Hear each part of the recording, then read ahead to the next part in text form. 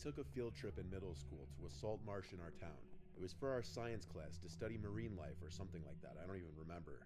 All I remember is we were in teams of 2, and our assignment was to take notes of certain things we could see through our binoculars.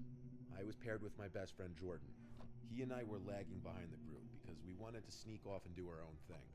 So when our teacher, Miss Stern, and the 2 other teachers on the trip with us were far enough away, we turned around on the path and went a different way. The whole salt marsh was just a large maze of wooden walkways built over the swampy waters.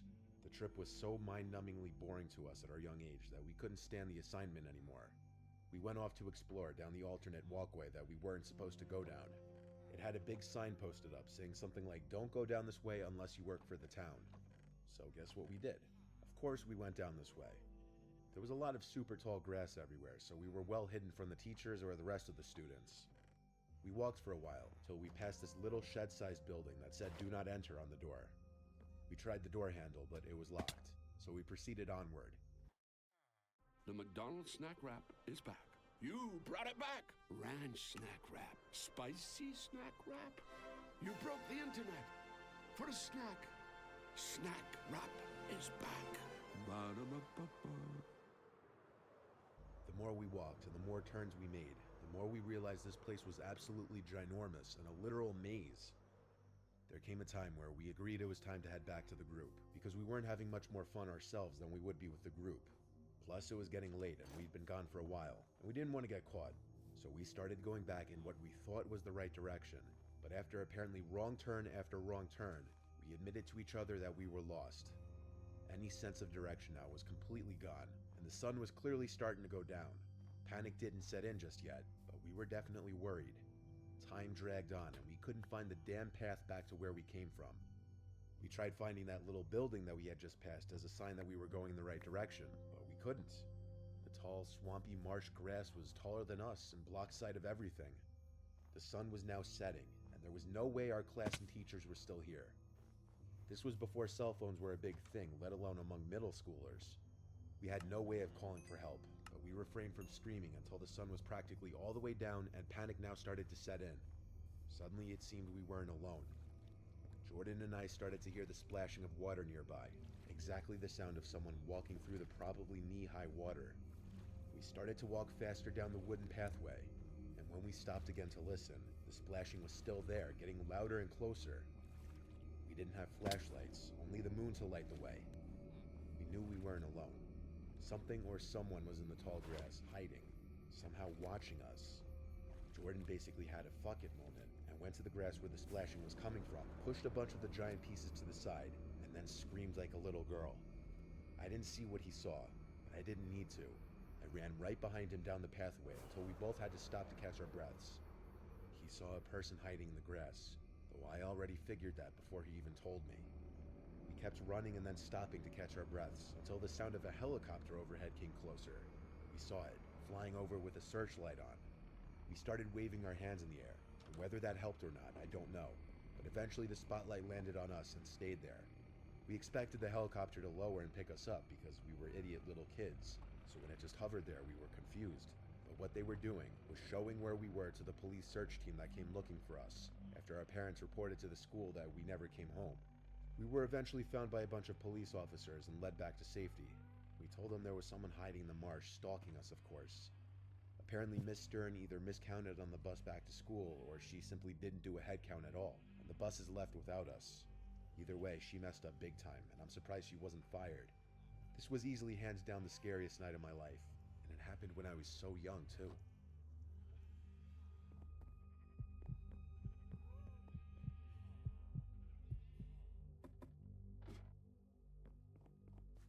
In senior year of high school, we took an end-of-year field trip to Boston for our U.S. history class.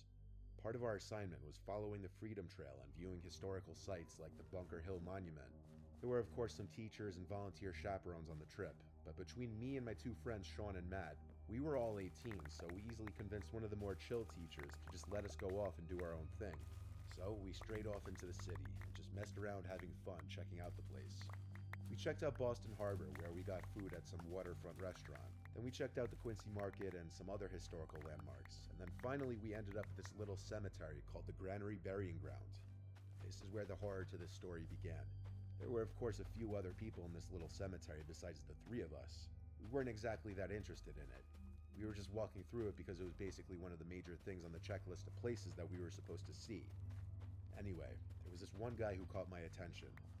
He was wearing this old-looking trench coat and a small top hat. It was definitely too warm out to be wearing a trench coat, I know that. He had a gray mustache too, but that's about all I really remember of his appearance.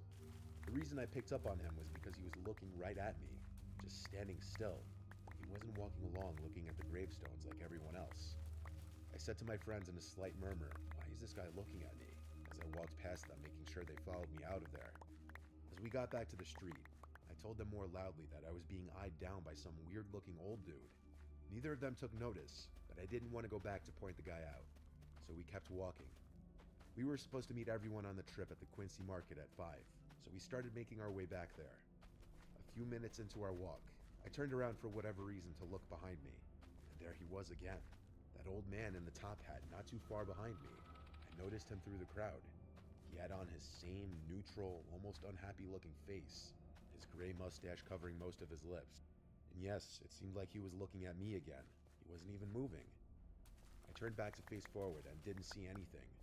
If it happened again, I'd know something was up. And it did. At the Quincy Market, when we were about to meet with the rest of the group, I saw that man again, far away by a street corner, facing me. He almost blended in with the crowd if it weren't for his top hat. I ran up to Sean and Matt and pressed their shoulders to get them to turn around and look. I pointed at the corner that the man was at not even 10 seconds earlier, and he was gone. I told them that that creepy old dude that I mentioned from the burial ground seemed to be following us and kept looking at us, or at me specifically. I have zero clue where he could have went that quickly, though. It didn't make sense. That night at the hotel, I was having a nightmare in which I was in my bedroom back at home, and I was hiding under my bed, and I could see feet coming closer to the bed until they stopped at the foot of the bed. And then the man in the top hat looked under the bed at me with his neutral blank expression on his face. I woke up only moments later to a loud thump in the hotel room. I had no idea what it was. I woke up Matt and Sean and the third guy who was in our hotel room, asking if any of them heard that. No one did but me. I still have no clue what that sound was. Years later, I was going through old photo albums with my grandparents around Christmas time, and I stopped on one page where there was a very familiar looking man in one of them. He was wearing a very similar, if not the exact same type of top hat as the man in Boston all those years ago. He also had the same gray mustache and neutral expression on his face. I asked my grandparents who it was, and they told me it was my grandma's father. Now, I'm not saying I saw my grandma's dead dad that day in Boston, but the resemblance was so uncanny that I'm almost positive my mind was playing tricks on me. That whole series of events still freaks me out to this day.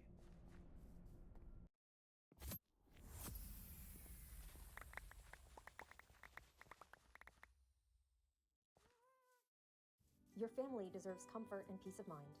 That's why we specialize in natural gas for homes, helping you keep things cozy and running smoothly for everyone under your roof. Count on our know-how to help you make smart, simple choices for your home's natural gas needs.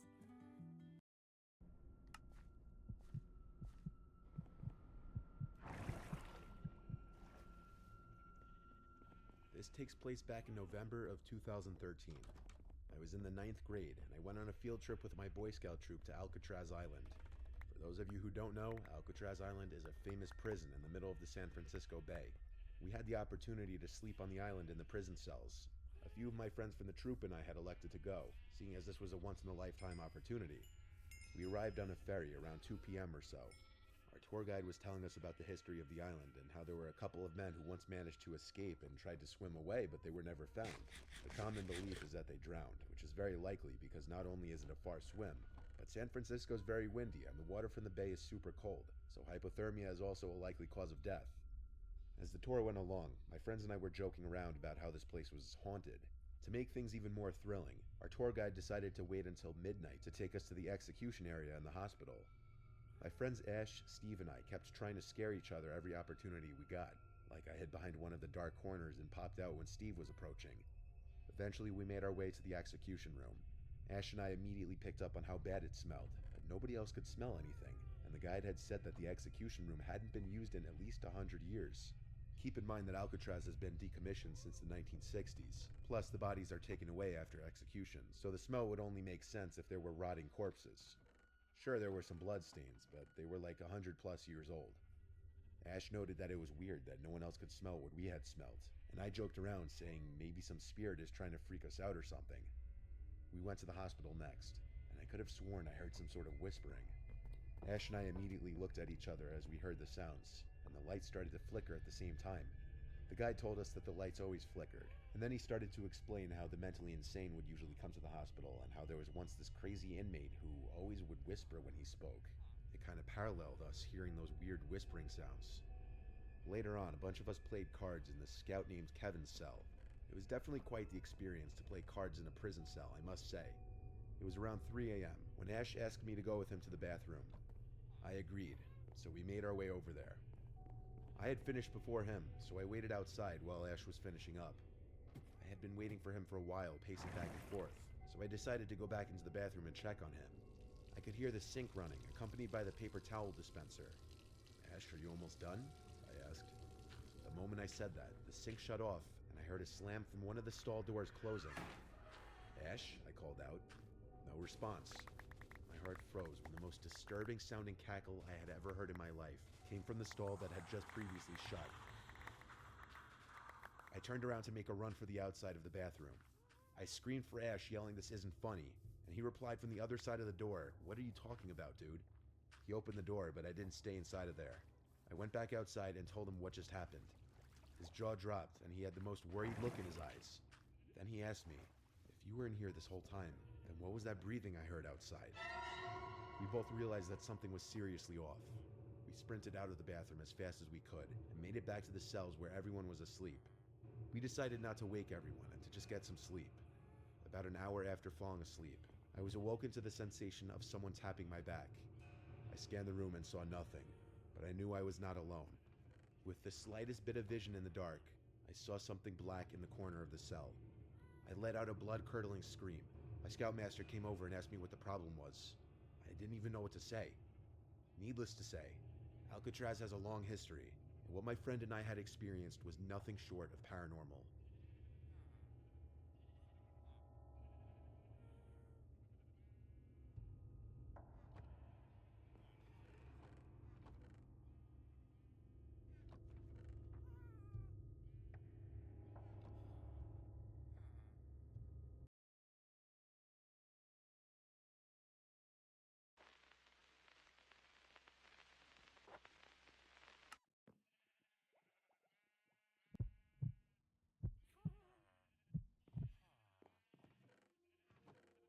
Back in 2017, I had moved to a smaller town in rural Illinois, and I only knew one person in town.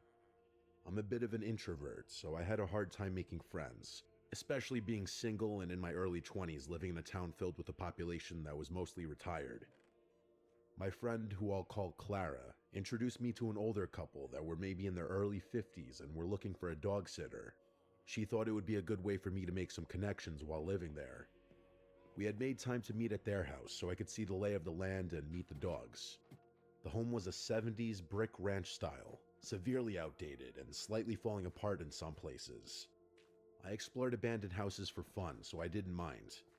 The dogs were sweet, but as for the couple, they were odd. They were friendly enough, but while I'd be speaking to them, instead of making eye contact, they'd be doing more of a full body scan as if sizing me up. They would also guide me to rooms and not really say anything on the tour, just open the doors and let me look and then close them. I should also mention they sell firearms out of their home as a side business, which I didn't really mind, but they had cameras everywhere.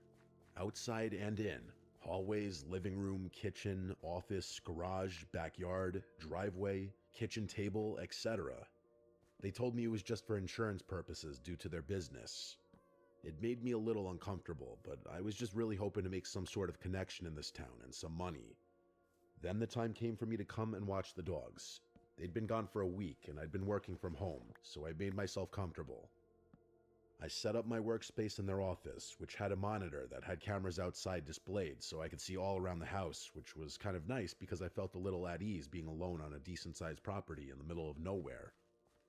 I should also note, the dogs had a doggy door so they could go outside 24/7, and the house backed up to the woods.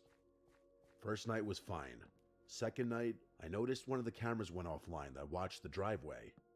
I didn't think much of it, as Wi-Fi out in rural areas is finicky, but I still went and checked just in case maybe the camera fell or something. As I walked to the door, I heard the dogs get off the ground and scramble frantically to run out the doggy door and start barking like crazy. Mind you, it's about 10 at night, so I got freaked out and wanted to get the dogs to come back inside. So I made my way to the back door and noticed the dogs were both barking like crazy at the same spot at the part of the fence that backs up to the woods. I didn't see anything, but I'd seen enough horror movies to where I was starting to psych myself out and I had to find a way to calm down and get the dogs in. So treats it was.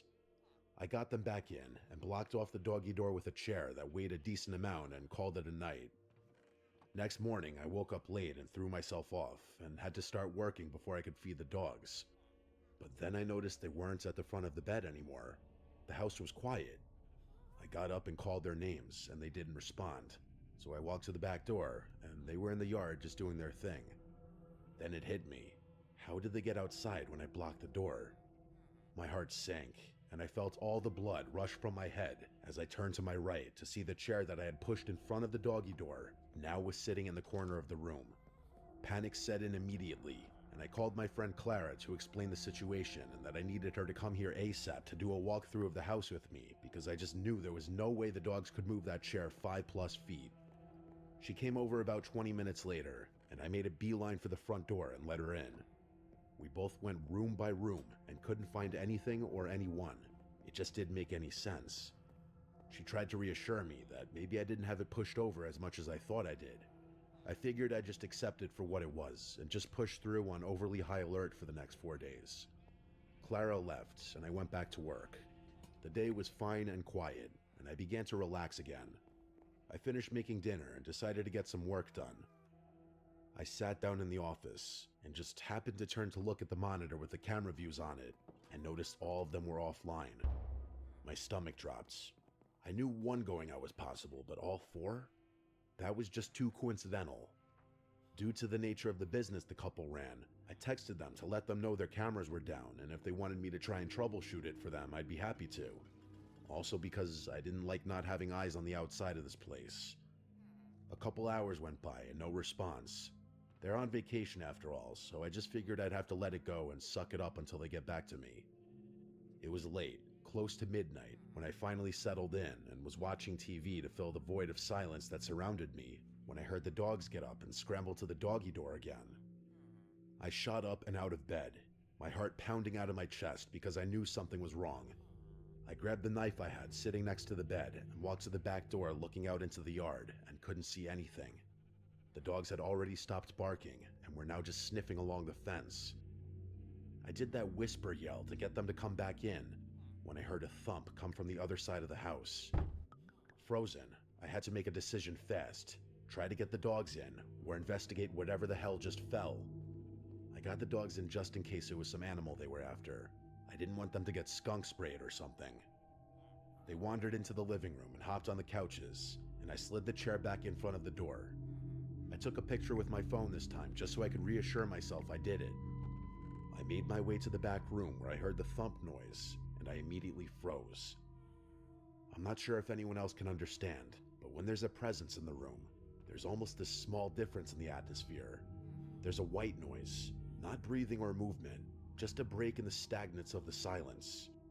Well, regardless if you don't, I felt it. I wasn't going to be that person that kept seeking out the exact area of where this was coming from. So I asked, "Who's there? What are you doing here?" Silence. I then called out the names of the couple that lived there to see if for some wild reason they were in their own home at midnight when they weren't supposed to be, but again met with silence. Clara has a kid and husband, so I didn't want to bother her, so I figured the next thing I would do was call the police. But then I felt that wash of embarrassment in case it was nothing. They'd think I'm an idiot. I stepped back into the hallway that led to the room and slowly closed the door as quiet as possible and locked the door. I went and sat in the living room with the dogs with my phone in one hand and knife in the other. I couldn't make a decision on what to do. About 20 minutes went by and I received a text from the wife saying, "Hi, don't worry about the cameras, you're safe." I was thrown off because they were in Florida and it was almost 2 in the morning there. And also, what do you mean I'm safe? I didn't even mention safety being the issue. I was getting ready to give a general sounds good text when I got another text from the wife. It read, "Also, can you make sure that I didn't leave the garage door open to the inside? I don't want anything getting in. The door she's mentioning is in that back room. I didn't want to go back in there for obvious reasons, so I just didn't respond and pretended like I was asleep and couldn't." 2 minutes later, she texted again. "Hi, I know it's late, but can you please check on this for me, as I'm worried?" My gut was screaming no, but maybe the noise was a wild animal that got in. I didn't respond, but got up to go check, knife and phone in hand still. As I approached the door, I heard a shuffle from the back room. I stopped and stood there silent to see if I heard anything else before I opened the door. My phone lit up, and she texted me, "I see you're up. Can you please go in and check?" I couldn't move. I forgot they had cameras in the hallway and in the living room. Why were they pushing this at 1 in the morning? Now knowing I was being watched, reluctantly, I slowly unlocked the door and opened it with my arms stretched as far as I could to get an open view of the room from as far as possible.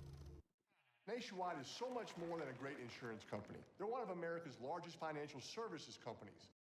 I didn't hear anything or see anything, so I took a couple steps into the room and saw the door to the garage was in fact open. It was so damn dark in there, I didn't want to get any closer, but I had to do it and just get this over with. I approached the door, and a light appeared from my phone as I had gotten a notification, and the faint light from my phone lit a portion of the garage doorway I was about 2 steps from, when I noticed the outline of an arm pressed against the wall right next to the door. Fight or flight kicked in immediately. I turned and ran back through the doorway and slammed the door to the back room shut and locked it. I grabbed my keys off the kitchen counter and ran out the front door. I fumbled with the keys as I was shaking and panting, and I got the door unlocked when I noticed the garage door was opening and halfway up. I started my car, and as the headlights lit up the now open garage, I saw in the back corner a grown man in a jacket squatting behind a box right next to the door I was going to close. I didn't waste time and floored it in reverse down the driveway and drove immediately to the police station. I was crying and explained what happened, and they said they'd send a unit to check out the house. I sat in my car at the police station texting the wife about what just happened, seeing as they had access to the cameras and could maybe see if someone was in there. No response. About a half hour later, the police officer came back to the station and let me know the garage door was open, but the house was clear and there was no signs of a break-in. They even checked around the perimeter of the yard and nothing was out of the ordinary. They knew I was scared out of my mind, so they offered to follow me back and do another check with me there. After it was done and I saw with my own eyes no one was there, they left. I couldn't sleep. It was going on almost 3 or 4 in the morning at this point, so I just laid on the couch by the dogs, wide awake, gripping the kitchen knife. About 20 minutes after the officer left, I got a text from the wife. "Hi, plans changed. We'll be home soon. You can go home now." The complete disregard for the situation that just unfolded that I texted her about. The letting me know you're coming home 4 days early and didn't mention it, and will be here just hours after all of this? I didn't dwell on the moment. I grabbed my stuff and left. Their home is on a rural road, but only about a quarter mile from the main street. As I got halfway to the stop sign and looked in my rearview mirror, I saw a car with no headlights on pull into their driveway. I texted the wife and said, "Someone just pulled into your driveway as I was leaving." Almost instantly, I got a text back that read, "I know." Chills ran down my spine. They were setting me up. They'd been in the area that whole time. The dogs barking in the middle of the night were probably alerting me that they had been driving on the path behind the house. They shut the cameras off so I couldn't see their creeping movements on the property while I was right there inside, oblivious. I never heard from them again. My friend profusely apologized, saying she had no idea how weird they were and that she'd only known them as coming into the local diner every now and then. She said after that incident they never came in again. I'm 30 now, and I still have trouble with the entire situation. I know I'm okay and I'm safe, but knowing I was just seconds away from God knows what is a feeling I can't seem to shake, and not sure if I ever will be able to.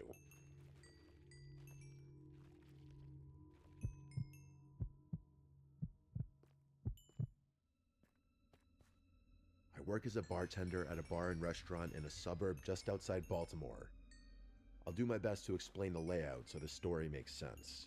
It's a busy place with a unique setup. There are no waiters, just bartenders like me and the cooks in the back.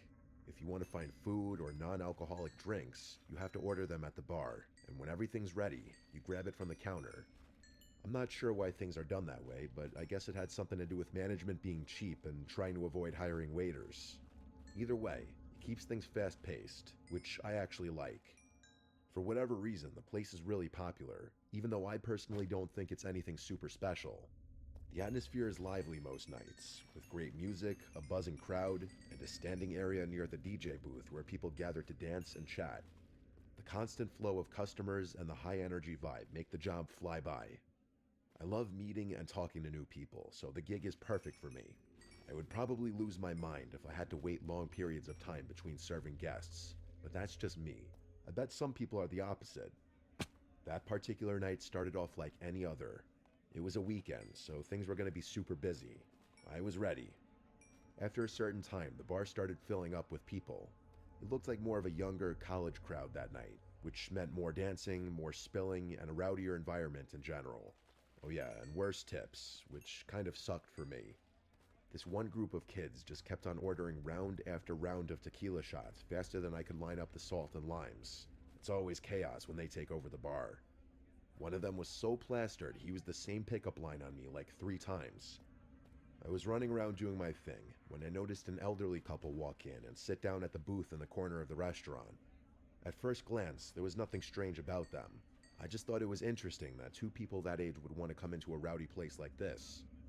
I didn't have too much time to think about it though, so I went back to work. Fast forward maybe 30 minutes to an hour.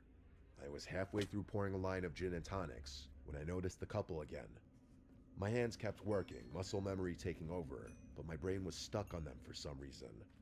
That's when it hit me. They were just sitting there motionlessly. They hadn't ordered anything either. No food and definitely not any drinks, I would have remembered. I looked a little closer and realized that they weren't even looking at each other. They were both fixated at the wall next to them.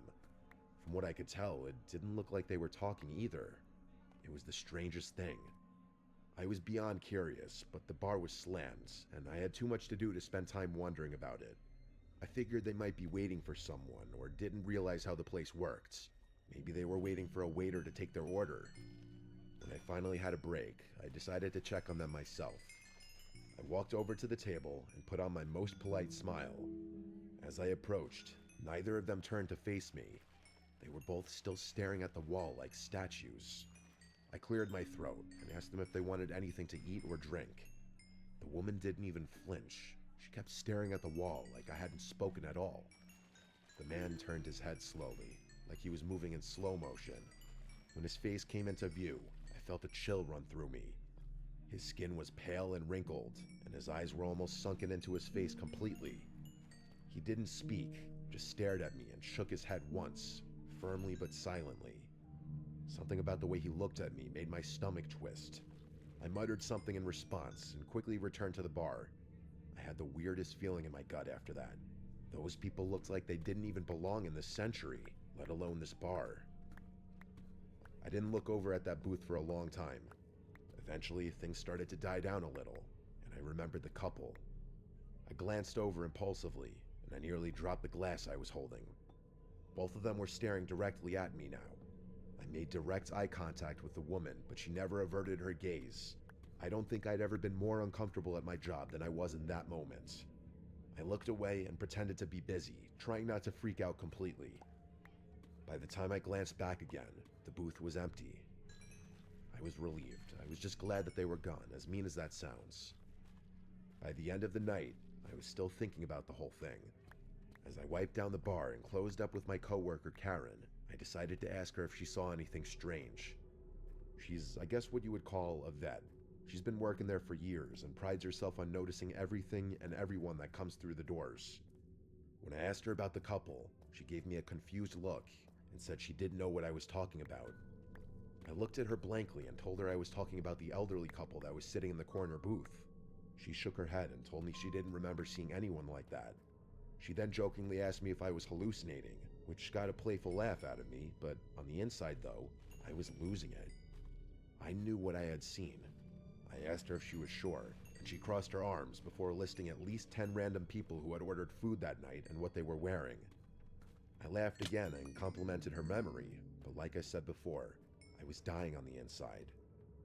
By the time we locked up, I started doubting myself. As I walked to my car, I noticed something that made me nearly drop my keys in fear. Across the street, there were 2 dark figures standing under a lone streetlight. I knew it was them. I wanted to scream, but the sound wouldn't come. I didn't wait another second. I jumped into my car, locked the doors, and sped out of the lot without another look. The drive home was awful. I was trying not to break down the whole time. I just kept repeating, "Oh my God," over and over. I had so many questions. Had Karen somehow missed them? Were those people even real? Was I going insane? I couldn't explain it. I thought I was going crazy. I wish this story had a resolved ending, but it doesn't. I never saw those people again. I never got any kind of explanation. I don't think I ever will.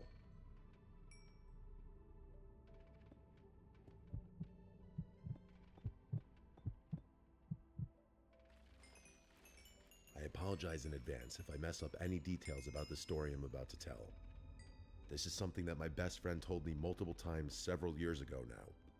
It's one of those stories so unsettling you can't shake it even after hearing it more than once.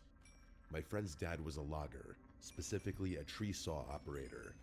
For those who don't know, a tree saw is a massive machine capable of cutting down giant trees and slicing them to specific lengths. His job meant long, grueling hours, often alone in the deep, secluded forests of the Pacific Northwest. The way his logging crew worked, he was paid based on the number of trees he cut down rather than the hours he worked, so he would often push himself to work 16 to 20-hour days to finish jobs as quickly as possible. After he and his coworker finished their part, the rest of the crew would come in to clear the felled trees and transport them to the mill. While he spent about half of his time working alone, the other half was spent with his friend Griffin, another tree saw operator. They used radios to communicate, especially when they worked on opposite ends of the same job site. A number of years ago, my friend's dad and Griffin were assigned to a remote job site high up on a mountain. It took the company over 3 weeks just to clear a road wide enough for their trucks and equipment to make it to the site. By the time they began work, they were positioned in an extremely desolate part of the mountain. They were already 10 days in, making good progress, when they started hearing strange chatter over their radios. At first, the voices were muffled, just faint, static-laden murmurs that didn't make sense. They tried switching channels, but no matter what they did, the chatter followed them. Anyone who's used a standard radio knows how strange that is. It should be impossible for anyone to follow you when you're switching channels. As they progressed farther up the mountain, the voices became more distinct. They couldn't hear full conversations, but based on what they could hear, they both agreed that the tone of the conversation fragments felt off. My friend's dad said it sounded almost casual at times, but the content was unintelligible. They also started finding strange signs that people had been there before them. Random containers, footprints in the dirt, and small makeshift campsites. Like I said before, they were in a place so remote it was practically inaccessible, so these discoveries were deeply unsettling. No one should have been up there. One day, Griffin came across a tent hidden just off a trail and called my friend's dad over. They decided to investigate. Inside, they found a single sleeping bag and a duffel bag filled with the most disturbing things imaginable. Multiple pairs of children's underwear, duct tape, rope, and crude sketches of children being molested. There were even photos of a fresh apple indicating whoever owned it had been there recently. Griffin wanted to pack up and leave immediately. My friend's dad, ever the workaholic, insisted they finish the job. They agreed to limit radio communication to emergencies only and decided to keep working. That night, they sat in the camper, unable to shake the dread that hung over them. The radio crackled to life again, and this time, they could make out snippets of a conversation between 2 men. They were talking about mundane things, collecting water and firewood, but the realization that these men were likely connected to the tent freaked my friend's dad out. Griffin wasn't as fazed, but my friend's dad was losing it. The next night, my friend's dad decided to confront them. When he heard the men talking about gathering bush for a fire, he grabbed the radio and demanded to know who they were and what they were doing there. The radio went silent immediately, and the men didn't respond.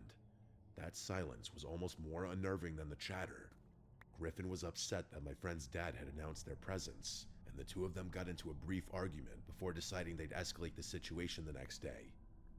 Around midnight, Griffin shook my friend's dad awake, whispering that someone was outside the camper. The first thing he noticed was the soft sound of footsteps crunching on the gravel outside. Heart pounding, he fumbled for his gun, only to realize it wasn't loaded. He had no idea where his ammunition was. Griffin was unarmed, and the idea of calling the police was laughable given their location. They both sat frozen as they heard the camper door handle jiggle. The door creaked open, but didn't fully swing inward. Their camper was high off the ground, and there was no ladder or stool to climb up. Then came the scratching. Long, deliberate scratches along the outside of the door. 4 agonizing minutes passed. Finally, my friend's dad nodded at Griffin, signaling he was going to check it out. He moved quietly toward the door, gripping a flashlight in his shaking hand. Just as he reached the door, it burst open, and he was struck across the face with a knife. His pain was blinding. He fell out of the camper, hitting the ground hard. Before he could recover, a man was on top of him, pressing the knife against his neck. Another man appeared, kicking him repeatedly in the head. Griffin, without hesitation, leapt out of the camper and tackled the man with a knife. The second man bolted into the darkness, and the one Griffin had tackled scrambled to his feet and followed. They disappeared into the forest. Griffin helped my dad's friend back into the truck, and they drove 2 hours to the nearest hospital. It was bad. His face was a bloody mess, and there was a cut across his eye so severe it permanently damaged his vision. They reported the attack to the police, but nothing came of it. 2 weeks later, as the rest of the logging crew finished the job, one of their coworkers was found bound, gagged, raped, and murdered in a ditch. No arrests were ever made. To this day, my friend's dad struggles with PTSD. His right eye, with its disfigured pupil, constantly reminds him of that night. I'm sure he hasn't had a full night of restful sleep since. I've been terrified of deep woods for a long time now, mostly because of my friend's dad's experience. I haven't heard from my friend or his dad in years now, so I can only hope he's doing all right.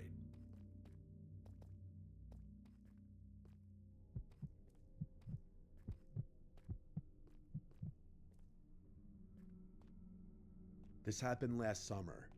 I was 20 years old. My name is Kevin. My friend James comes from a very wealthy family. His dad is like an IP lawyer who contracts with the US government or something. They've got a bunch of properties all over the country and a handful of international ones too. That's the kind of wealth I'm talking about. One of their houses is on a relatively large but overall pretty secluded lake. The lake itself isn't so big that you can't see the houses on the other side of it, but it would be a workout and a half swimming across the whole thing. James' parents were never around, so he pretty much had unlimited access to that house, and he often invited friends over, with permission of course. There's something about being out on the lake that makes you feel invincible. It's a different feeling than the beach for sure. I'm not really sure how to explain it, but there's more of an exclusive vibe to it. Hopefully I can be successful enough to afford one day. Like I said, the lake itself is pretty secluded. Big fancy houses line the perimeter, but most of them would usually sit dark and empty. A lot of them were vacation homes for people who barely even used them. It's honestly kind of a shame thinking about it.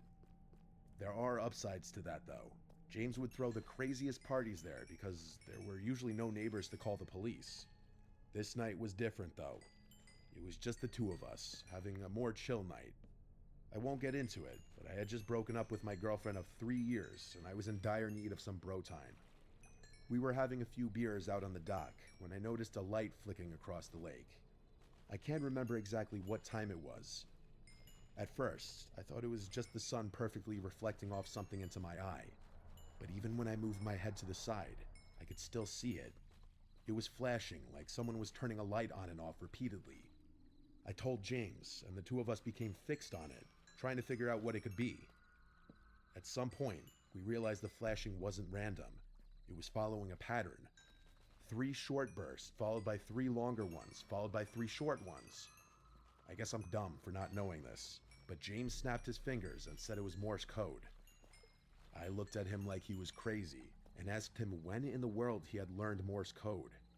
He told me he didn't actually know it, but he knew what 3 short, 3 long, 3 short meant. SOS. I called BS and pulled out my phone, but to my surprise, he was actually right. Like I said, maybe I'm dumb for not knowing that, but I'm not really one for obscure knowledge anyway. The flashing continued for another minute or so, following that same pattern, before stopping abruptly. The two of us had just been staring at it the whole time. I really didn't know what to think. It could have been a joke, but there was always that chance that someone was actually in trouble. James immediately suggested calling the cops, but I reminded him that we'd been drinking and we weren't legal yet. I was honestly fighting a DUI charge at the time, so the last thing I needed was another run-in with the police. He wasn't thrilled about that answer, and I could tell he was torn about the situation. The two of us couldn't really think of a rational explanation besides a kidnapping or something along those lines. We thought it might have been someone who had fallen and needed help, but that didn't make any sense because they probably would have just called the police. We've always been those adventurous, delinquent type guys, so we decided it was worth checking out ourselves. If it turned out to be serious, we'd call the police then. We went back inside. James' brother had a bunch of switchblades lying around his room. He was kind of a weird kid, so we grabbed a few of them just for peace of mind. James said he was good to drive, and that we should drive around the lake to that house, but I told him I really wasn't comfortable with that, for obvious reasons. He joked about my situation, and I laughed it off. If we weren't driving, there was only really one other option. The two of us walked back out to the yard, and dragged James' dad's kayak into the water. We were laughing at first, enjoying the adventure of it all, but the further out we got onto the lake, the quieter we got. I think both of us realized how dumb of an idea it was, but neither of us wanted to be the one to spoil the fun. The sun had almost fully set at that point, and it was getting harder to see. It wasn't pitch black or anything. We had light from some of the lake houses to guide us, but it was still a bit unsettling. As we got closer, the house came into view. It was big like the others, but it was obviously not maintained very well. For starters, the dock was half collapsed, literally. Half of it was just sunken into the water. The flashing had also stopped, which was kind of a bad sign too. We had planned on just tying the kayak to the dock, but we obviously couldn't do that anymore given how unstable it looked. Luckily, the yard wasn't too high up above the water, so we beached the kayak on the yard instead, careful not to slip on the rocks. I felt the adrenaline rush start coming on. I could tell James was feeling the same thing.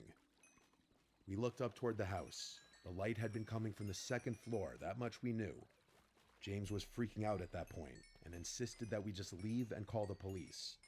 I told him we'd have to kayak all the way back to his house to even do that, as there was no service on the lake and that we need to connect to Wi-Fi.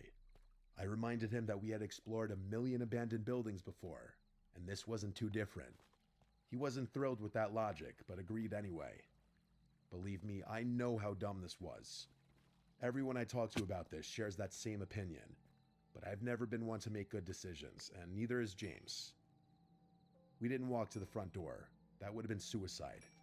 Instead, we crept around the house until we found a window that was unlocked. The two of us silently slipped inside. The house was empty. Not just abandoned, but empty. Like stripped. There was no furniture and no junk in there either.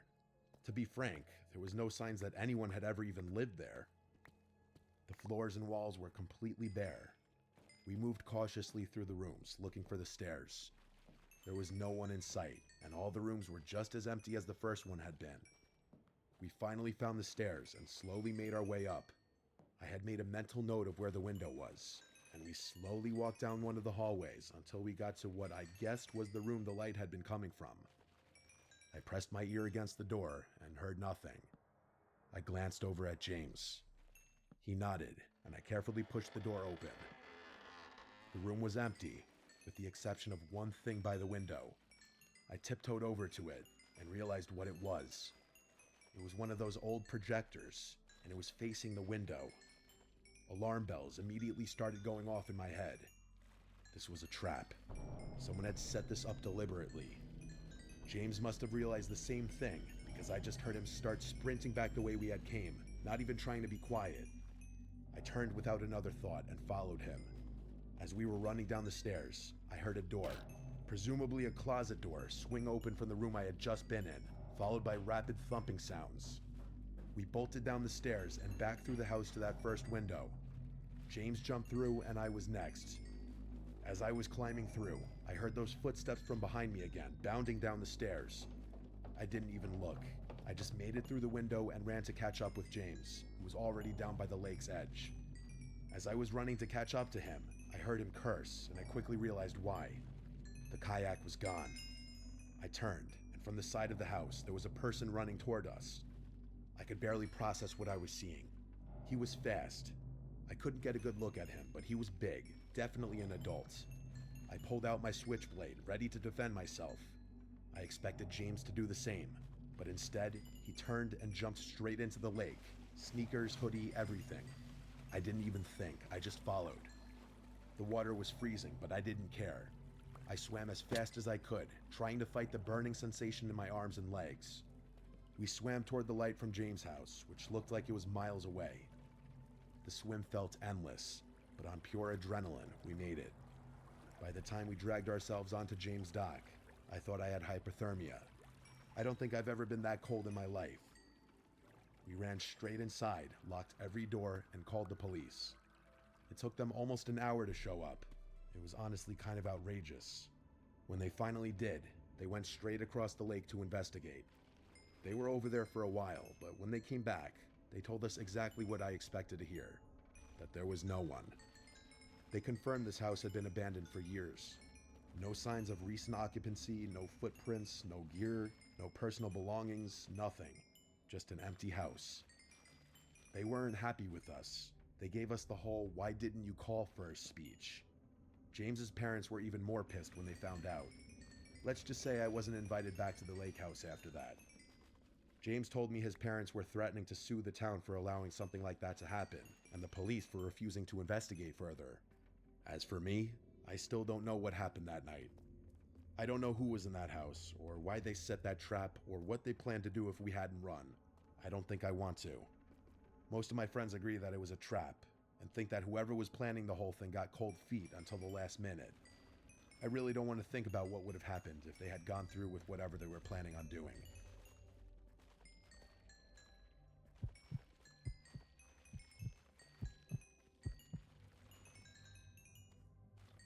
When I moved into my new place, I was just looking for a fresh start. I won't get into the details, but let's just say I had a bad situation with an ex that made staying in my old city impossible. I ran into some money early in life and made some bad decisions about the kind of women I surrounded myself with. Lesson learned. The neighborhood I moved to is really nice. Low crime, quiet, mostly families. The houses here are really spaced out, which was partially what drew me there. But for some reason, the property next to mine is much closer in proximity than most of the other properties are to each other. And by the way, that house next door is huge. When I first saw it, I thought I could easily fit a family of 10. That's honestly what I assumed at first, that a big family lived there, grandparents and everything. But I could not have been more wrong. Even though I try to be low-key, I wasn't going to be a rude neighbor. I took it upon myself to introduce myself to everyone in the neighborhood. For whatever reason, I decided to introduce myself to my next-door neighbors last. I couldn't tell you why. Everyone else I met seemed really sweet and genuine. I'd say 90% of them were parents of young children. And yes, they were all slightly intimidating, purely based on how successful they seemed to be. I wasn't too sure how a younger guy like myself would easily blend into a community like that, but that was more of a personal concern. When I got around to meeting my next-door neighbor, my social battery was mostly drained from having spent the day making small talk with strangers. I knew if I just went back home, I was never going to be as motivated to meet them, so I just sucked it up and walked up their driveway. I had gotten accustomed to being greeted by someone middle-aged, so when a young-looking dude in a mullet opened the door, I was a little taken aback. Hell, he looked even younger than me, which was definitely a shock. I recovered quickly and went ahead with my new-to-the-neighborhood spiel. As I went on, he flashed me this massive smile and actually cut me off before I could even finish talking. He said something along the lines of, "Oh wow, someone who was born in my decade, what a nice surprise." I laughed and told him the same thing, venting to him about how out of place I felt as a single guy in his late 20s amongst so many families with kids. He told me not to worry about that, and that most of the people who lived here kept to themselves, which was kind of a relief for me. He introduced himself as Damon and told me I should come by for a drink sometime. I shrugged my shoulders and said, hell, why not right now? To which I expected him to laugh and invite me in. Instead, though, he looked over his shoulder like he was scanning his living room, and then he turned back to me, saying he wished he could, but he was busy working. I asked him what he did for work, because it just seemed like a normal follow-up question to what he said, and he dropped his smile a bit. After a weird stare, he laughed and just said, finance, but didn't elaborate any more than that, which I thought was a bit strange. I told him fair enough, and asked if he had any roommates. To my surprise, he told me he lived there alone, which was absolutely insane to me given how big the house was. We chit-chatted for a few more minutes, and he gave me his number before going back inside. I was excited that someone my age lived here, especially because he seemed like a really chill guy, but I couldn't get over how odd it was for someone like that to live all alone. And yeah, I know I was essentially doing the same thing, but you have to keep in mind my house wasn't even half the size of his. Anyway, I went back home and got on with my life. That was about 6 months ago. For a few weeks after that, nothing eventful really happened. I texted Damon a few days after he gave me his number to try and set something up, but he'd always complain about how busy he was and how sorry he was that we couldn't hang out. Eventually, I gave up with him. Not in a hostile way, just in a you do you kind of way. I'm definitely not the type of person to bend over backwards for someone who seems disinterested. I never saw anyone coming or going from Damon's place.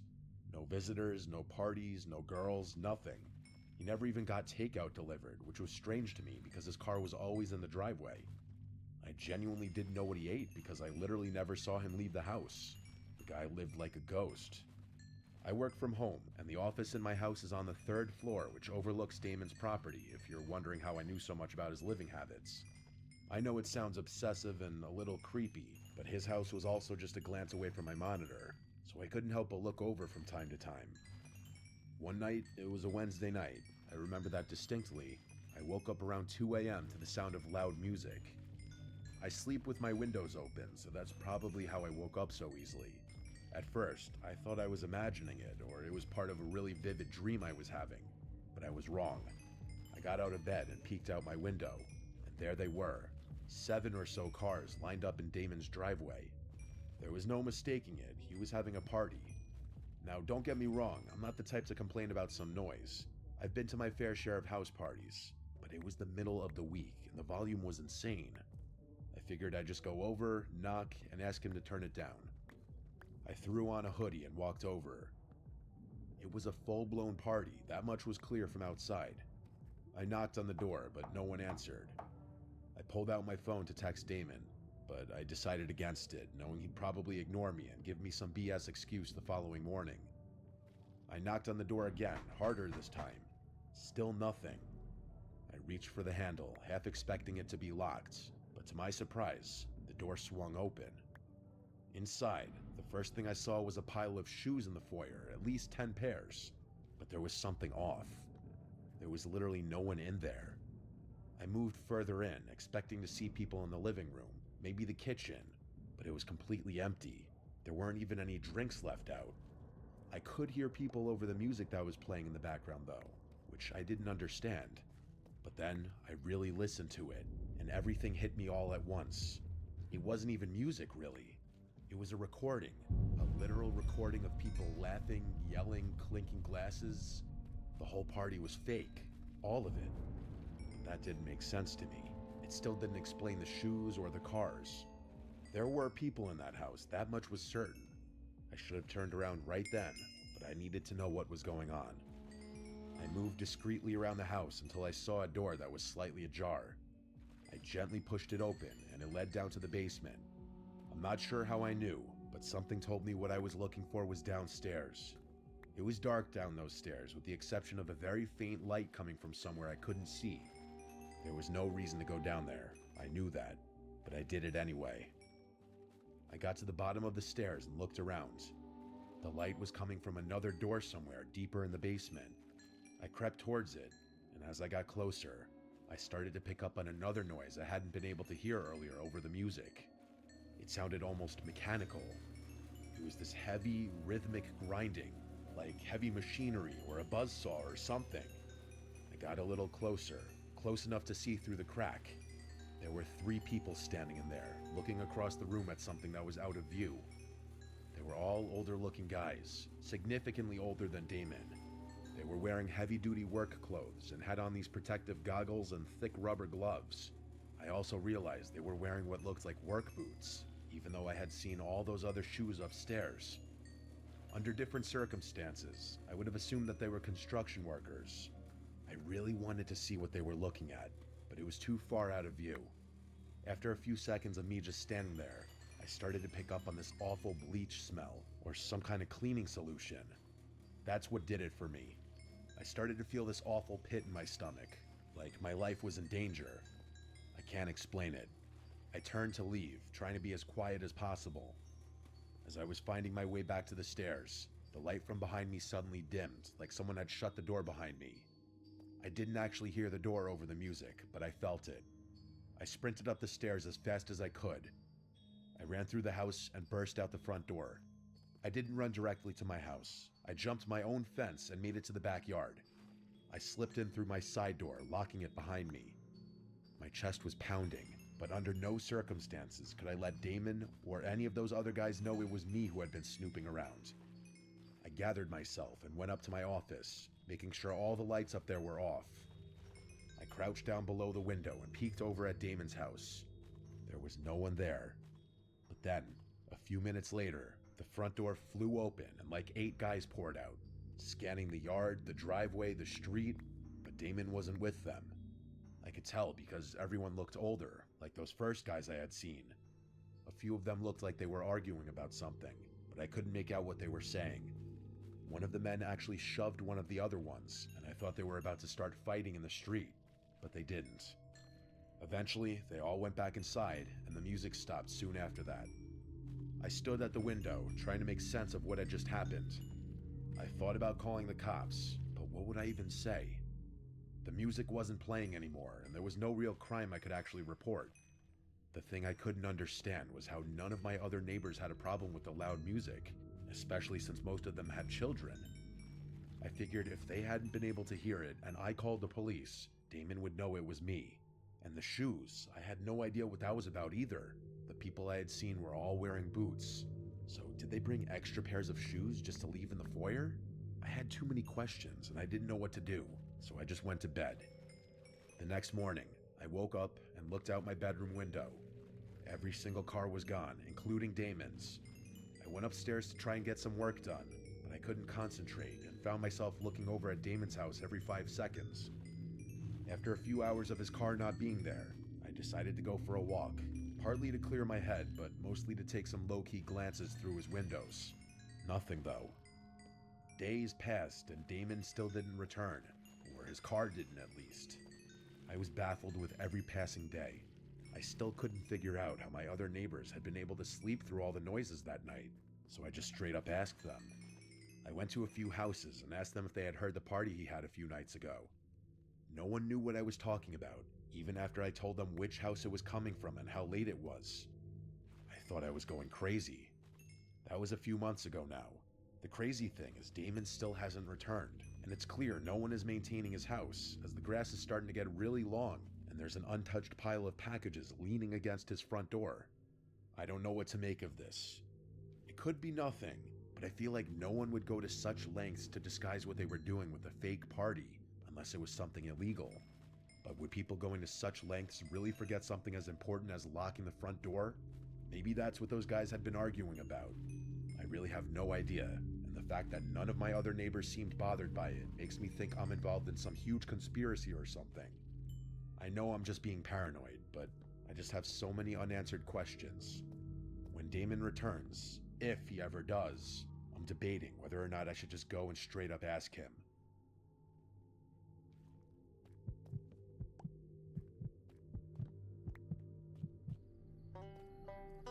My name is Evan. I'm 28 years old.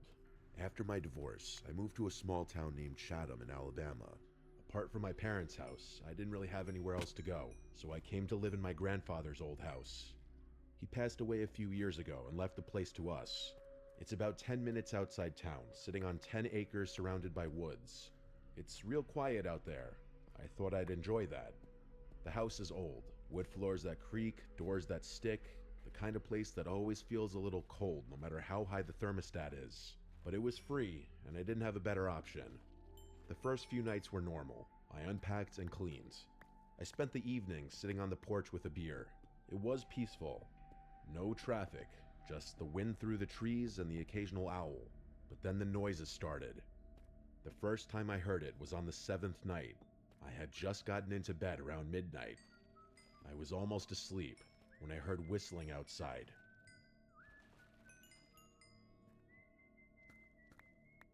It wasn't a song I recognized, just a slow, broken tune, off-key. It sounded like someone walking through the woods behind the house, whistling as they went. It creeped me out, but I figured it was some hunter or drunk neighbor. The next night, it happened again. Same time, same tune, but this time it sounded closer. I got out of bed and turned on the porch light, but I didn't see anyone. I went outside with a flashlight and checked around the yard. Nothing. No tracks, no sounds of someone running off, just the whistling, fading deeper into the woods. I tried to ignore it. For a couple of nights, I just stayed in bed and tried to sleep through it, but every time, the whistling would start around 1:17 a.m. I know that sounds like a random number, but I swear it was always around 1:15 or 1:19, somewhere there. It was like clockwork. I started thinking maybe someone was messing with me on purpose, someone who knew I was out there alone. I called the sheriff's office a few days later. An old deputy, who I'll call Deputy H, came out. He'd been in the job a long time. When I told him what was happening, he got real quiet. He said word for word, "Your granddaddy used to call us about the same thing. Said someone was whistling around the property late at night, always in the spring. We never found anything. I figured he was just getting old, but now you're hearing it too." That shook me. I had no idea my grandfather dealt with this. Deputy H told me to keep the doors locked and stay inside after dark. I started doing that. Not like I wasn't already. I double-checked every window. One night I even put chairs under the doorknobs, but the whistling kept coming. Closer every night. One night I heard it behind the shed. It was louder than usual, like the person was standing right outside. I grabbed my flashlight and looked through the blinds. I didn't see anyone, but I didn't dare go outside.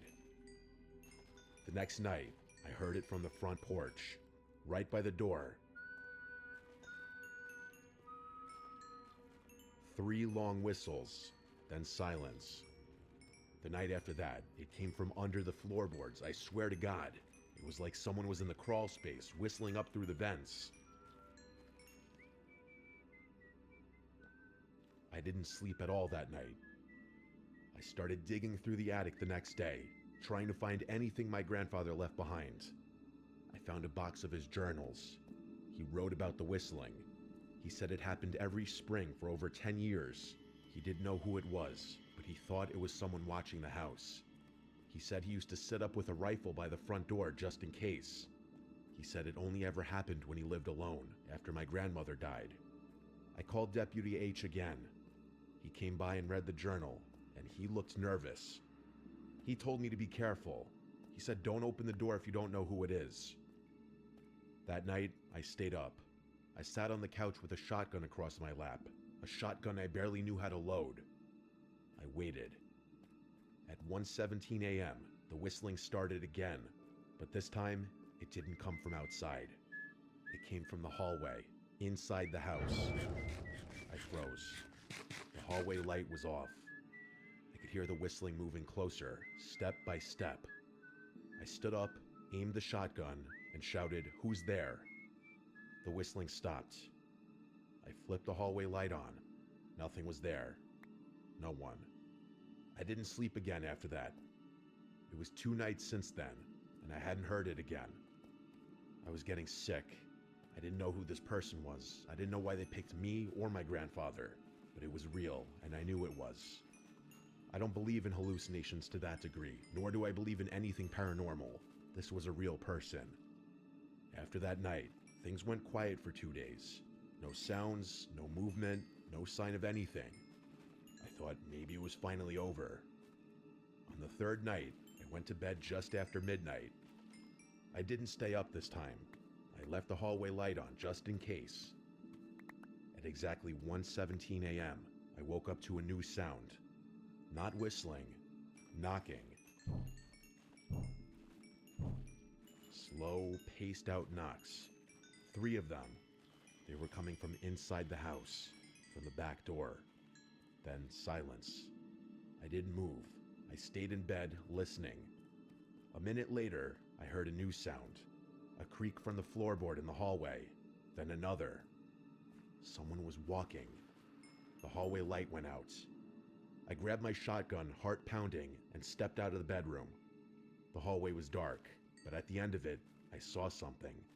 A person wearing black clothes, pale face. They were standing perfectly still, just watching me. I raised the shotgun, but my hands were shaking. I tried to speak, but my mouth was dry. I raised the shotgun, but my hands were shaking. I screamed, "Don't move," with my shaky voice. I saw in the dark the person slowly start lifting their leg and turning as if they were about to run. I screamed, "Stop," and at that moment they darted out of the hallway, out of my line of sight. I heard their surprisingly heavy footsteps stomping out the front door into the dark. I ran outside and fired a shot, not into the air, but straight ahead into the darkness, low-key hoping I'd hit him in the dark. I screamed, "Don't come back." The shot hurt my ears, ricocheting off the walls of the house and the deck. I locked up the house, got to my truck, and drove into town. I slept in my truck that night. The next morning, Deputy H drove out there, and the front door to the house was unlocked again. That confirmed whoever that person was had a key to my grandfather's house. Nothing was broken or missing, but Deputy H recommended I change the locks, and he also off the record suggested I move out of that old place, because someone out in those woods hasn't taken kindly to either my grandfather or myself being in that house. I drove out to the local home improvement store and switched the locks that day, that same hour. After that, I left that house to go to my parents' house out of state for a while. I left it to my dad to eventually sell that house. Anything of sentimental value we took out, and the rest was just left in there or sold. My father, of course, left out the fact that there's some creep who's been stalking the house for apparently decades now. How they potentially got a key, who they were, why my grandfather never said anything, I don't know. It all disturbs me deeply. I personally think it was some disturbed creep living in a nearby house. I eventually moved to a more urban area. This experience left me honestly too unsettled to live in a remote location.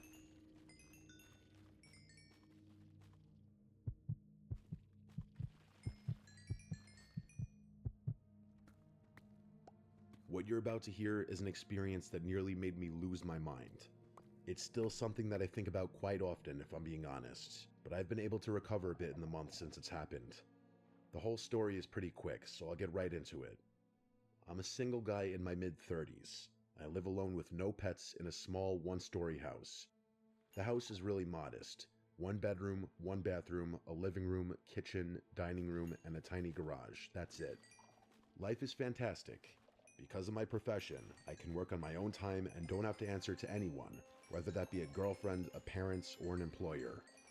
Freedom has always been an imperative part of my life, so I've done my best to maximize it wherever possible. I know a lot of people are different, and a lot of people might actually judge me for my, quote, immature lifestyle, but everyone has different priorities and preferences, so as long as no one judges me, I won't judge them. The excess freedom is definitely tethered to its own set of drawbacks, though. I've developed some bad habits that I'm sure some people would frown upon. One of them is my sleep schedule, which is god-awful.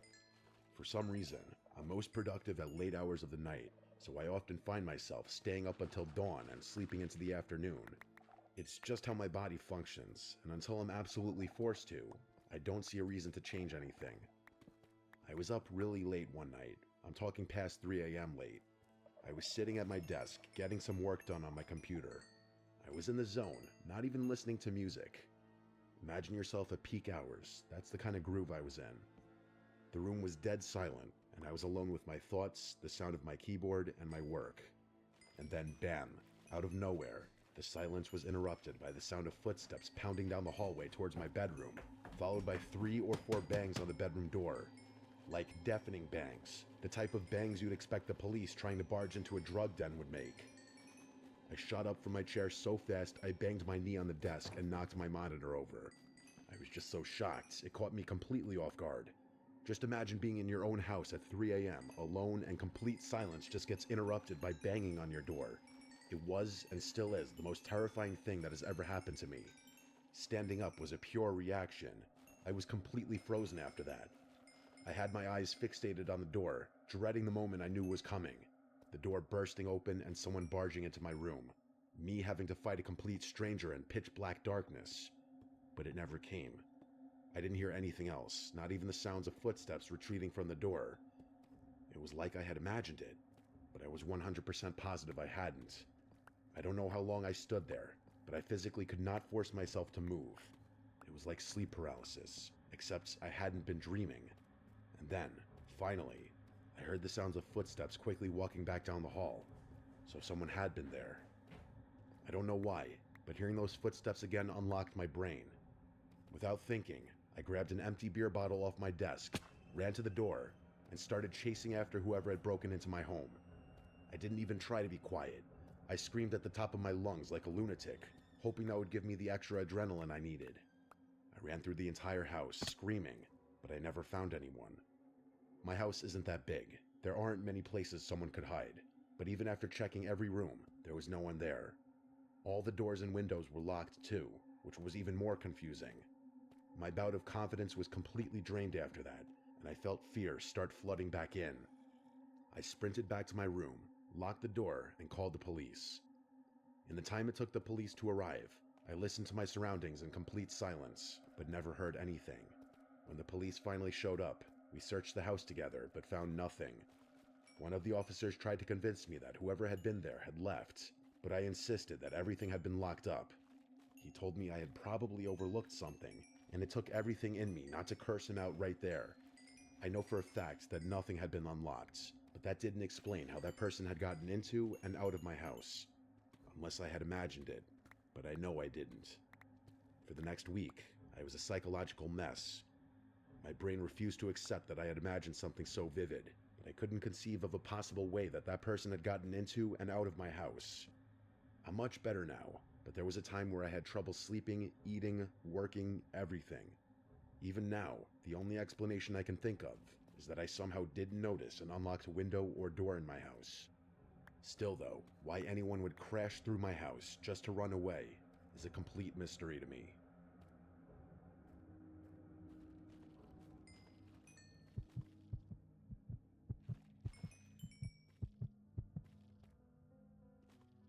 I work for a property preservation company. Basically, we handle foreclosed homes, securing them, cleaning them out, winterizing them, sometimes even boarding them up if there's been vandalism. It's not glamorous work, but it pays well, and for the most part, it's quiet.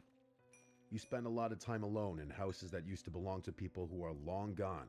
Sometimes it's sad, sometimes it's just boring, but every once in a while, you get a house that feels unsettling. This happened in 2020, when I was assigned to clear out a property in a rural part of upstate New York. It was one of those dying places, only one gas station, half the businesses shuttered, roads cracked and overgrown. The house itself was a small, one-story place off a dirt road, surrounded by overgrown brush and woods on 3 sides. No other homes nearby, just trees and silence. According to the file, the house had been foreclosed after the owner, an elderly woman, passed away, and no heirs had stepped forward to claim the estate. The utilities had been shut off for over a year. Our job was to catalog any remaining property, empty it out, and secure it for winter. I drove up on a Monday morning around 9 a.m. with a small box truck and all my gear. From the outside, the house looked intact. Windows closed, door locked, roof fine. Just a lot of weeds and vines climbing up the porch.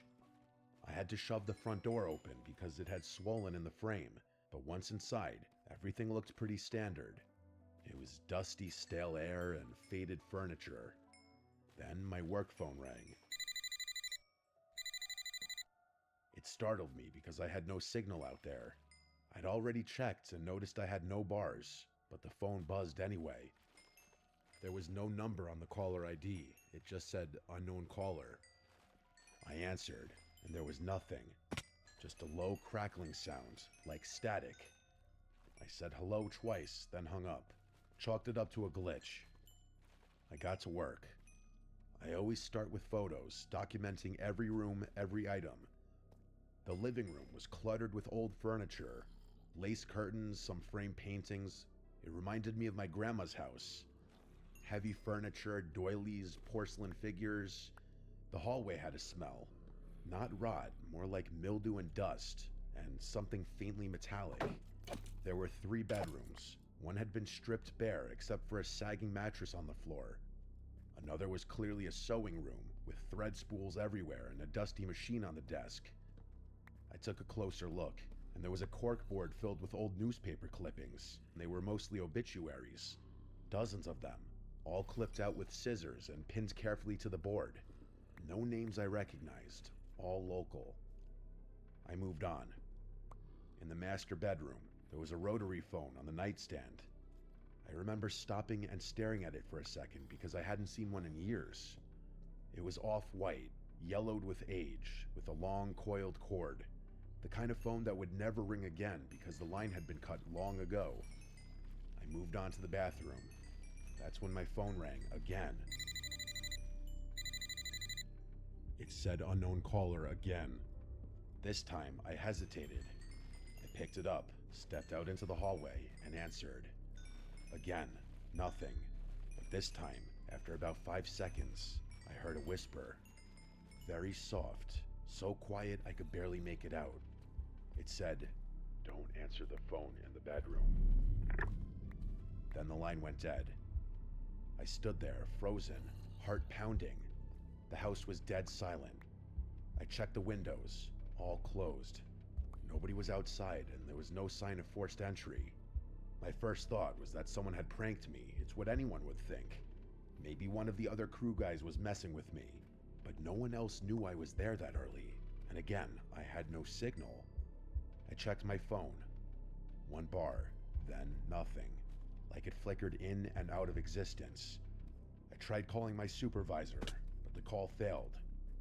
I decided to finish the job quickly. I started boxing up loose items in the living room. Books, figurines, dusty glassware. But the whole time, I felt off.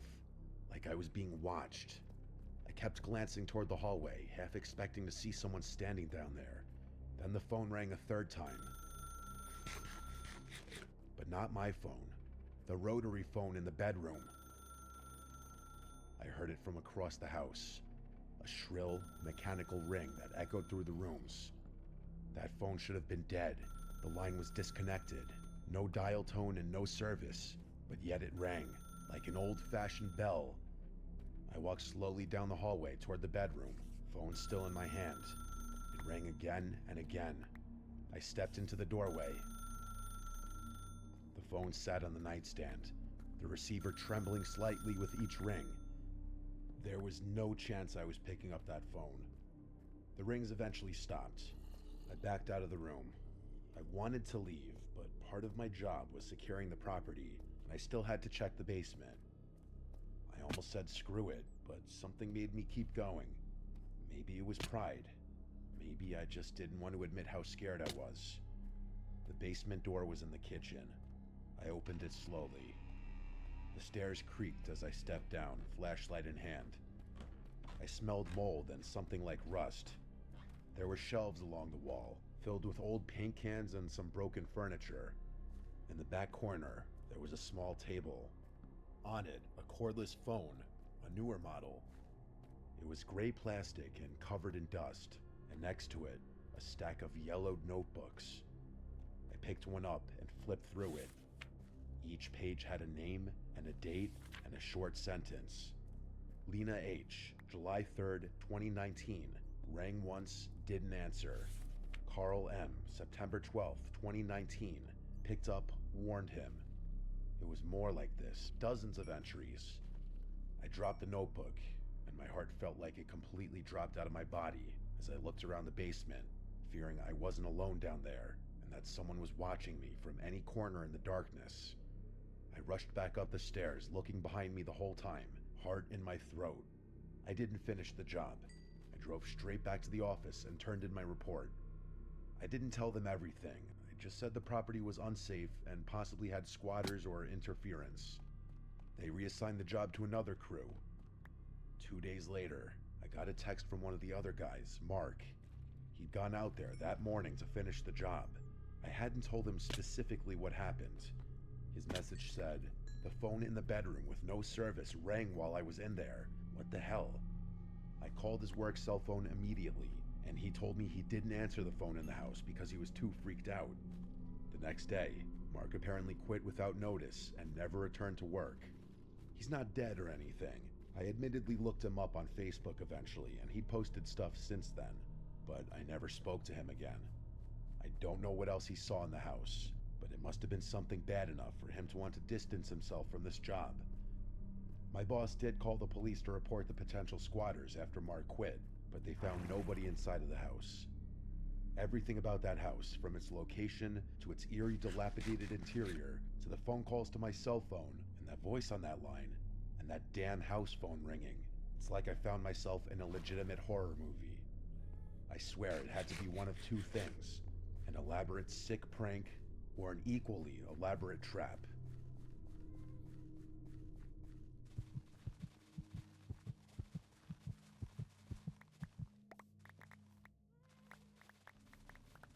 When I was 10 years old, my family moved into a bigger house because my mom had just gotten remarried and we needed more space.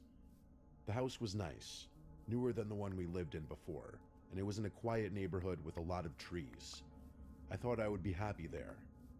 At first, everything seemed normal, but then little things started happening that made me feel like the house wasn't right. My bedroom was at the end of the hall. It had two big windows that faced the backyard and a closet that was deeper than the one I had before. I liked it, until the first night I slept there. I woke up around midnight because I heard something moving in the closet. It wasn't loud, just soft shuffling like clothes being brushed against. I stared at the closet and told myself it was just the house settling. I know it sounds cliche, but most people, even as children, would assume small sounds coming from here and there in a house are just typical house noises that you hear every day. But then I saw the door move. It didn't swing open, but it shivered like someone had lightly pressed on it from the inside. I wanted to run to my mom's room, but I was frozen. I stayed that way until I fell back asleep, still staring at the closet. The next morning, the closet door was cracked open just a little, even though I had shut it tight. I asked my mom if she had gone in there, and she said no. She said maybe the air vents pushed it, but I knew it wasn't the air vents. The nights after that got worse. I started hearing tapping on the window glass. At first, I thought it was tree branches, but when I looked, there were no branches near the window.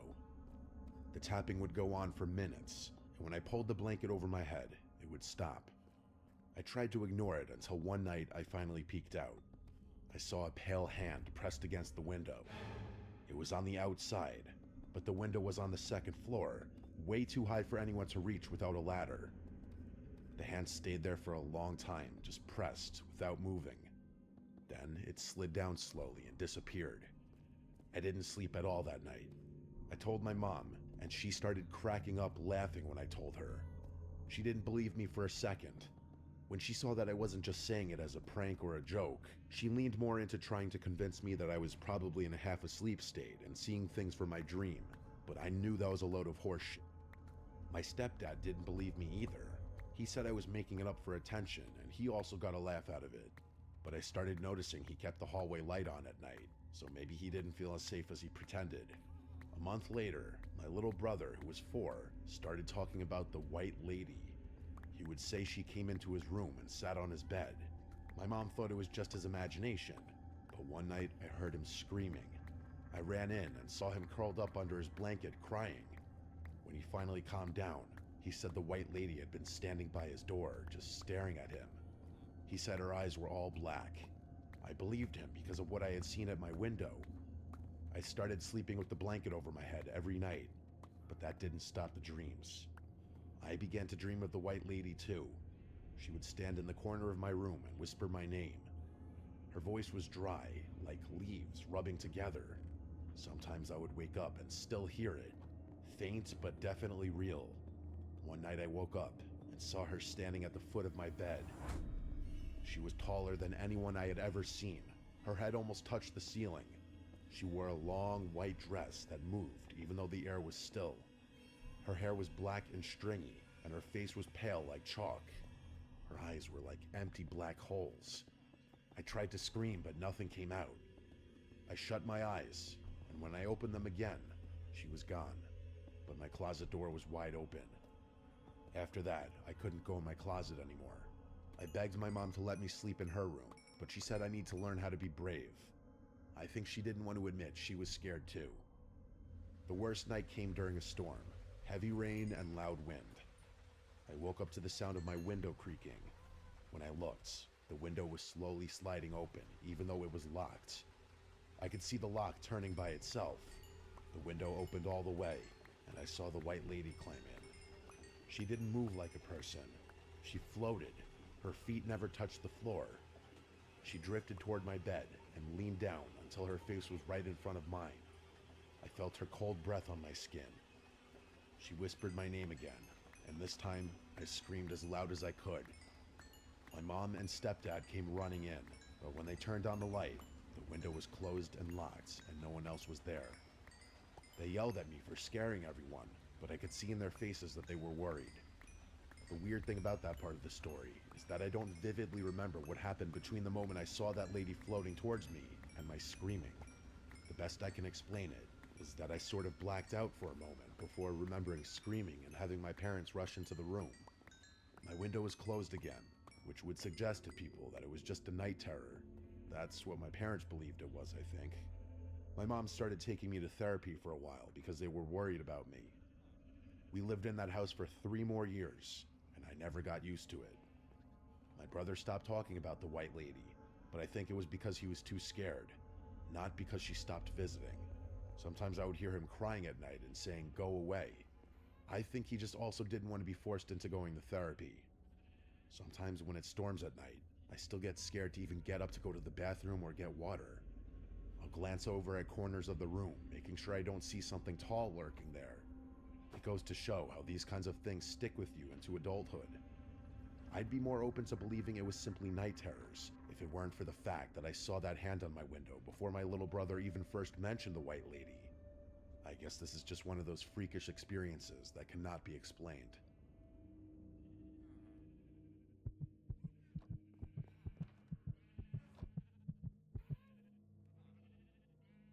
This happened in early December 2 years ago, when I drove up into the mountains to visit an old friend I had not seen in a long time. His fictional name for the story is Scott, and my real name is Jeremy. We had been friends since middle school, but after graduation, he moved out to a small mountain town with his family. Over the years, we slowly drifted apart. I stayed in New York City for work, and he stayed up in the mountains. We never fought or anything, we just stopped keeping up with each other's lives. So when he reached out to me out of nowhere and said I should come visit for a weekend, it made me feel kind of nostalgic and excited. He said it was the best time to come up because the snow added to the rustic rural vibe. I figured it would be fun to catch up. The drive up the mountain was extra long because I drove a bit slower due to icy conditions. There were barely any other cars on the road, and the sun went down around 4 p.m. since it was December, and by the time I reached the area where he was living, it was already pitch black. He lived in one of those older wooden houses on the side of the mountain. There were only a few scattered houses nearby, all spaced out far from each other. He lives in a good area for skiing. If only I could ski. When I pulled into his driveway and he came outside to greet me, the first thing I noticed was that something about him felt off, or just different. I hadn't seen him in years, so I figured maybe I just forgot what he looked like and acted like. But the way he talked was different. Slower than he used to talk, and he kept pausing between sentences like he forgot what he was saying. He helped carry my bag inside, and the inside of the house was warm but pretty empty. Not much furniture except for a couch, a table, a couple chairs, and some antique-looking wall decor. He told me I could sleep on the couch for the weekend since it folded into a pull-out bed. I told him that was fine. The house had a long, dark hallway across from the couch that led to a bathroom and 2 empty guest rooms, which he explained were empty because this used to be his grandparents' house and they recently passed away. He told me he lived alone here now. The hallway had no light at the end, and the doors were all open, so from the couch, all I could see was this pitch-black rectangle stretching into the back of the house. For some reason, it made me uncomfortable, even though there was nothing obviously scary about it. That first night, we talked a little bit about old times, but it felt strange. His general demeanor and mannerisms were more socially awkward now, but I chalked it up to the fact that living alone in the mountains for years could make anyone a bit weird. He barely made eye contact, and I did feel like he kept looking in the direction of the hallway. When it was time to sleep, he went upstairs to his bedroom, and I got the couch set up. I left a light near the hallway on because the dark made me nervous. I felt stupid about it, but the hallway really bothered me. I fell asleep, but at around 2 in the morning, I woke up to a thumping sound from upstairs. I quickly realized they were fast footsteps running across the floor above me. It sounded like someone sprinting from one end of the room to the other, then stopping and then sprinting again. The footsteps went on for about 20 seconds before just stopping completely. I waited to hear a door open or close or anything, but there was complete silence after that. I eventually fell back asleep, even though I was pretty creeped the fuck out after that. The second day was even weirder. Scott acted distracted the entire day, barely talking, barely eating, and whenever I asked if he was feeling okay, he would just nod without saying anything. I didn't understand why he was acting this way, being that he invited me here for the weekend for what I assumed was to catch up and rekindle our friendship. I also counted him going down that hallway at least 5 times throughout the day, and I never bothered to check what he was looking at. Since there was a bathroom at the end of the hall, I just presumed he was going in there, even though I never heard a flush. That night, the weather got worse, and a snowstorm rolled through. Wind slammed against the house hard enough to make the walls shake a little. It was awesome, honestly. I love the vibe of being snowed in a cozy place. I went to the couch and scrolled on my phone for like an hour, then went to sleep. Around 2 in the morning, I woke up again. This time, I heard soft scraping sounds. They were coming from downstairs, somewhere in the hallway. It sounded like something dragging across the wooden floor. Then it just stopped. But then, there was a sudden tap on the wall behind me, like someone had flicked it with their finger. I turned and looked down the hallway. I didn't leave that light on that night, so it was completely dark. I didn't want to get up. I did my best to just roll to the other side and block the noises out. Old house, I kept telling myself. I did fall back asleep, and the next thing I remember is waking up in the morning. The third night was the worst. By this time, I felt uneasy in the house in general, and I kept catching Scott staring at me for too long without saying anything, like he was checking if I noticed something. I almost thought about leaving early, but the snowstorm was supposed to last until morning. After dinner, Scott went upstairs early, and I stayed up on my phone, starting to question the point of this visit entirely. Eventually, I set up the couch and laid down. I shut my eyes and tried to sleep, but sometime around 2 in the morning again, I woke up without knowing why. My eyes opened, but the rest of my body refused to move. I had heard of sleep paralysis before, but I had never experienced it. It was like being awake inside a dead body. I could only move my eyes. I couldn't even move my fingers. I started to panic, but then something made it even worse. I noticed movement at the far end of the hallway. At first, it was so dark that I couldn't tell if it was real or not, but after a few seconds, I realized what I was seeing. Scott was standing at the very end of the hallway. I could only see his outline because his face was completely hidden in the darkness. His arms hung at his sides, and he was standing perfectly still, like he'd been there for a long time just watching me. It was like a scene from Paranormal Activity. I tried to speak to him, but no sound came out. I tried to move or twitch or anything, but my body stayed frozen. I didn't even feel like I was breathing, to be honest. I could only stare. He stood there for what felt like an entire minute, not moving at all. Then, without warning, he slowly turned to his right and walked into the guest room at the end of the hall. He disappeared into the darkness without a sound.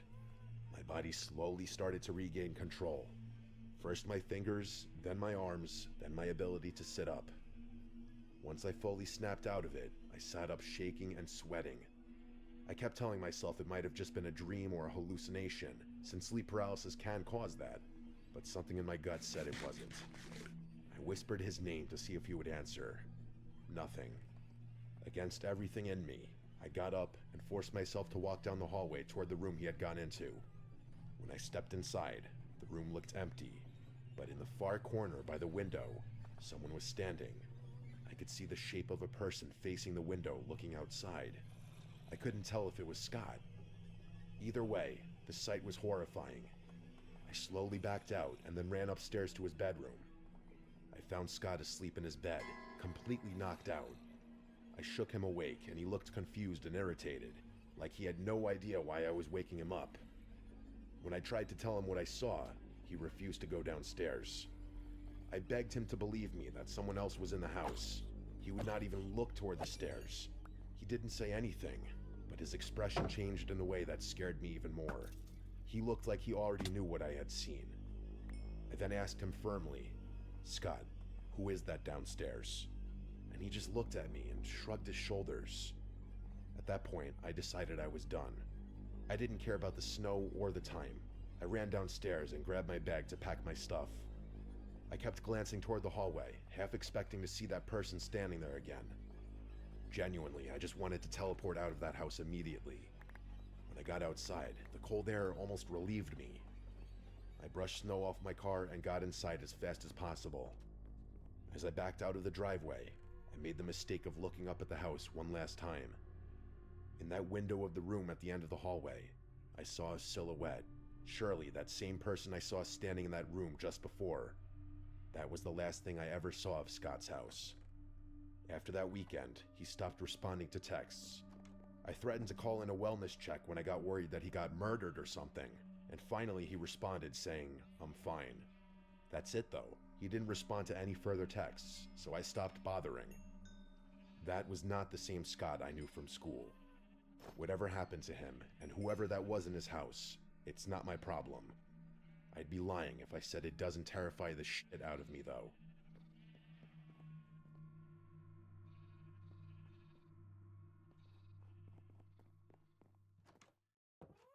When a child is in the hospital, family does whatever it takes to stay. At Ronald McDonald House, we give them a community of support, warm meals, and a place to rest. Because when a child is in the fight of their lives, family stays. And Ronald McDonald House stays with them.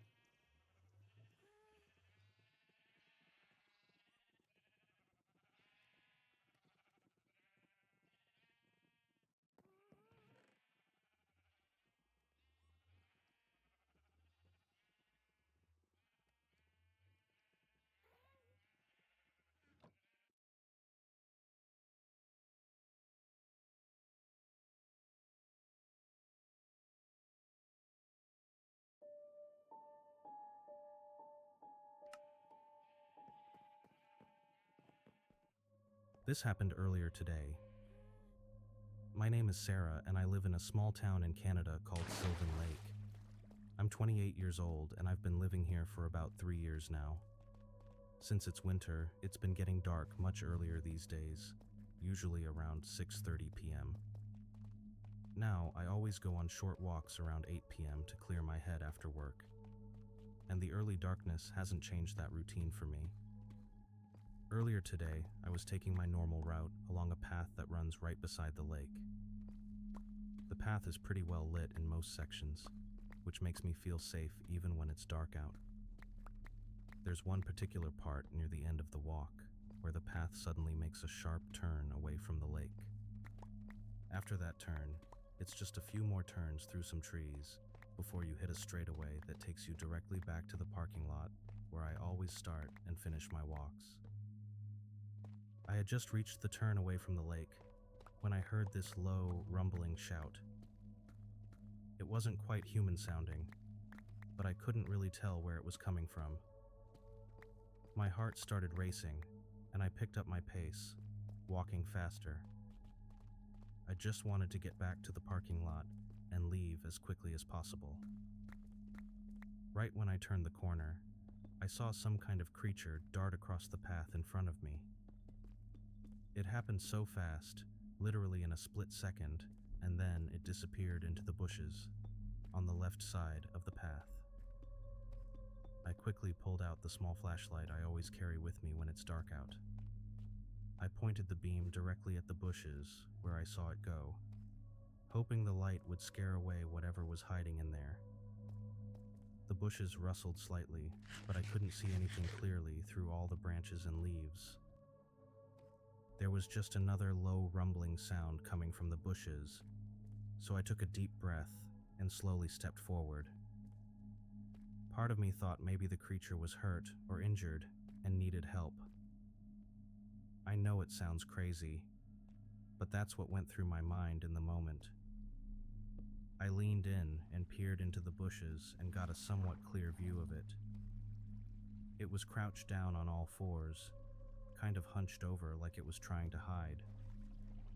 It had this small rounded head, almost like a knob, but I didn't see any tail.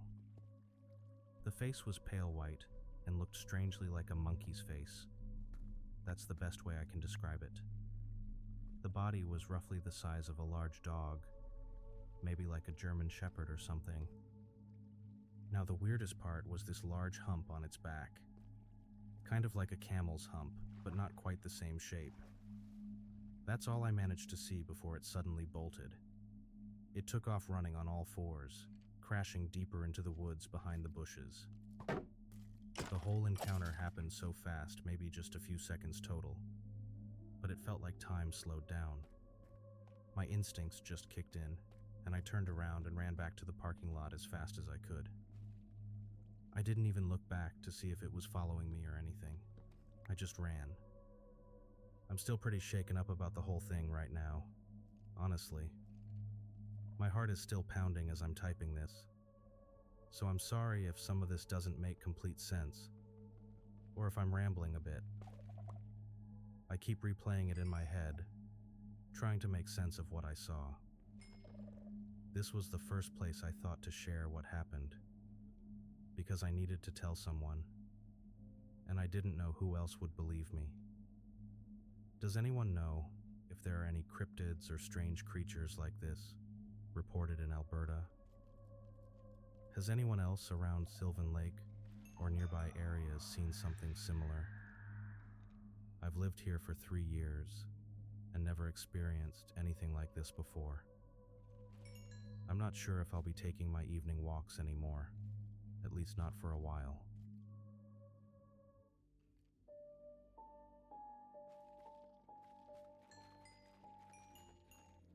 I never wanted to tell anyone about this because the creature I saw was so weird.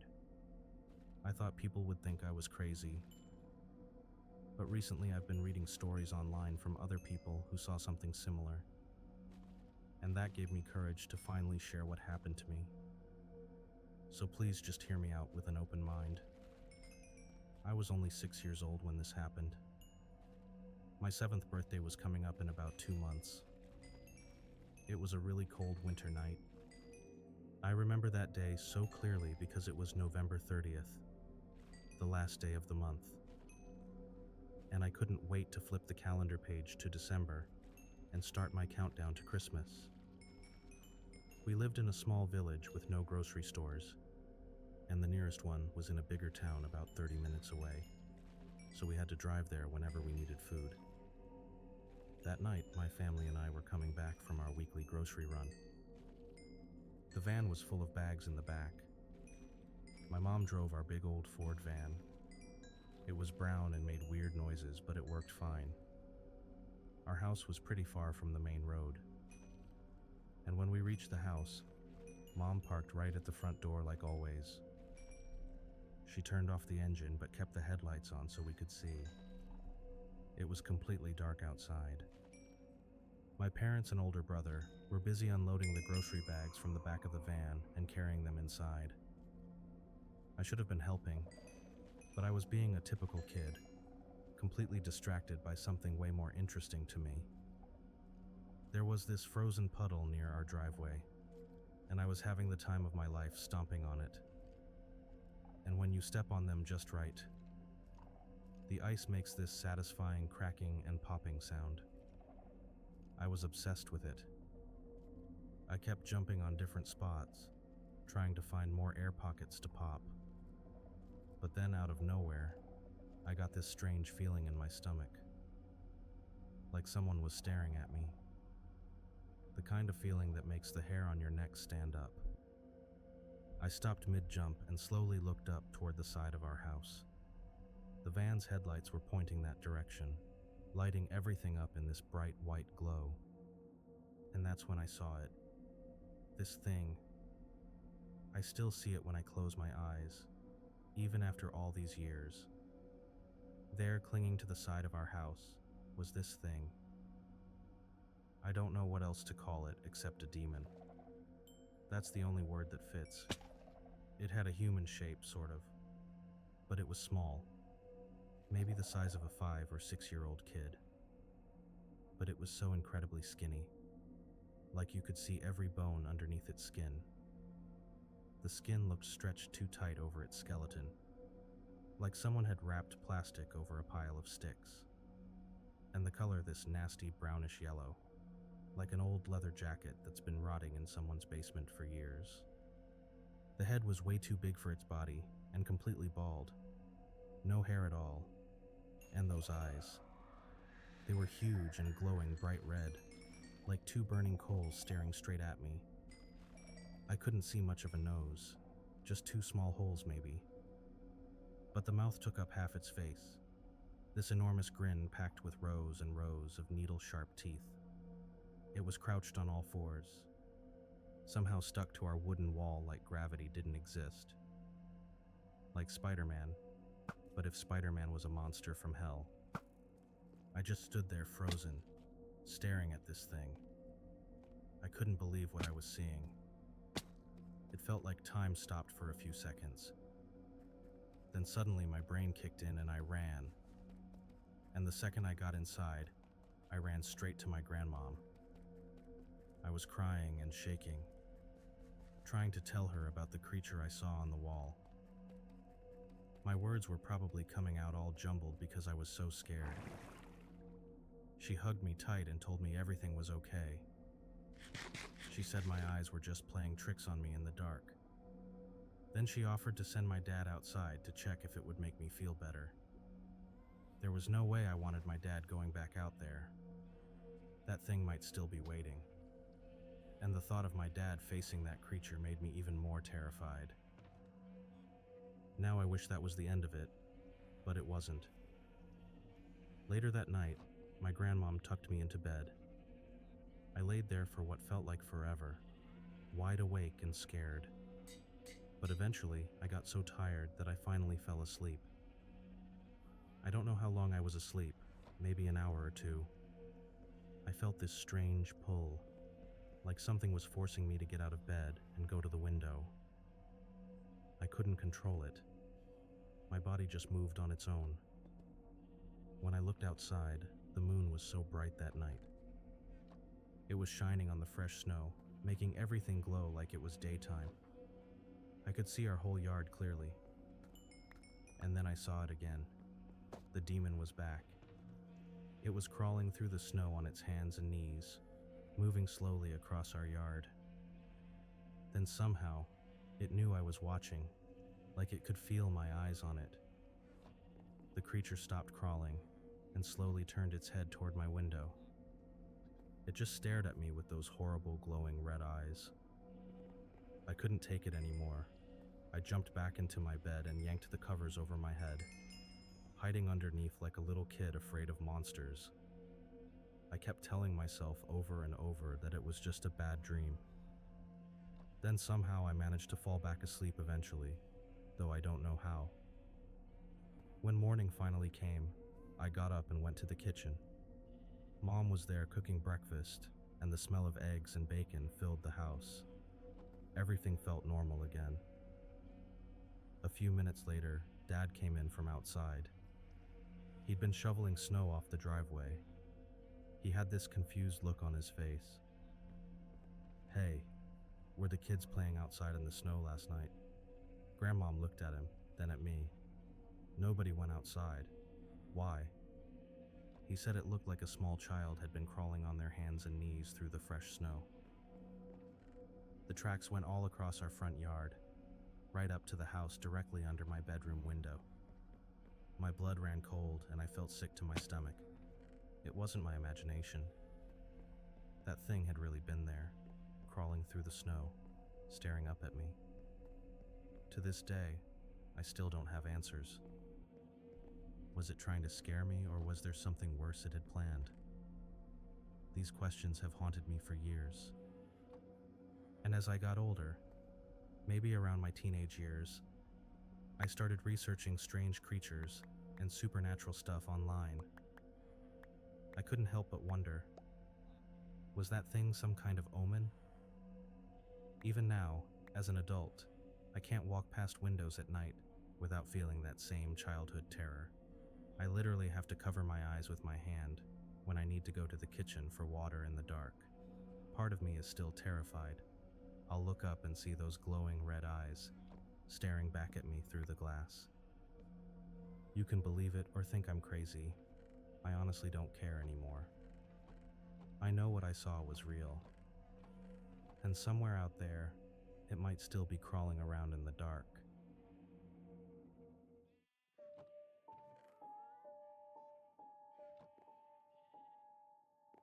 I grew up in a small town and later moved to a big US city for university.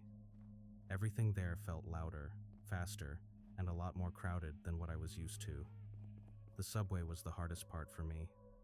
I had already gone through a couple of really upsetting moments on the train that year.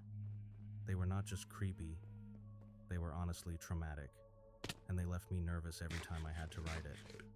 So by the time this creepy encounter happened, I was already on edge. And ironically, the last 3 years of school were not as scary. Maybe I got tougher. But in my freshman year, I had classes downtown and had to take the subway a few stops south. The train was often crowded and noisy, especially in the morning and late afternoon. I usually stood or sat near the doors with my bag, watching the stops so I would not miss mine. One day a man sat or stood close to me. I do not know his name, so I will call him X. He kept looking at me and seemed to move closer when people left the car. He did not say anything, but I felt uneasy and kept my phone in my hand. I tried to stay near other riders and get off as soon as I could. X was a man in his 40s or 50s. I wasn't sure if he was homeless because he never asked for money, and his clothes didn't look as worn as some other people on the train. I first noticed him in midwinter because he was always in the same 1 or 2 cars I rode. He often stood near the door and held a small, tired backpack. Sometimes he would stare at the floor or out the window for a long time. Once he hummed quietly to himself, and another time he fell asleep with his head tilted back. At first there was nothing obviously wrong with him. Sometimes he sat slumped over, probably sleeping. Other times he walked through the car, and I would lose sight of him until he went through the doors into the next car. For a while, he was just a stranger I saw often. One day I got on the train in the usual car. I don't remember if I was going home or going to class, but I leaned against the wall by the door with my bag at my feet and my phone in my hand, watching the stop names so I wouldn't miss mine. X stood a few steps away near a pole.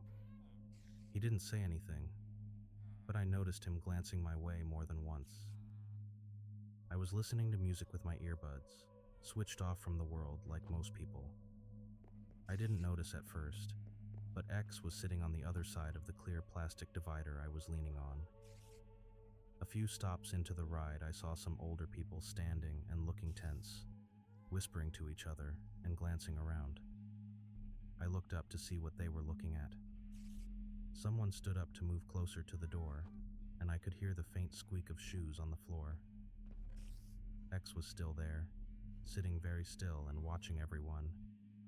I didn't think he was speaking to me at first because I could only hear broken sounds. Looking back, he was probably saying something aimed at me. I just stared, confused. As the train slowed into the next stop, he suddenly jumped up and roared right in my face. He didn't form any words.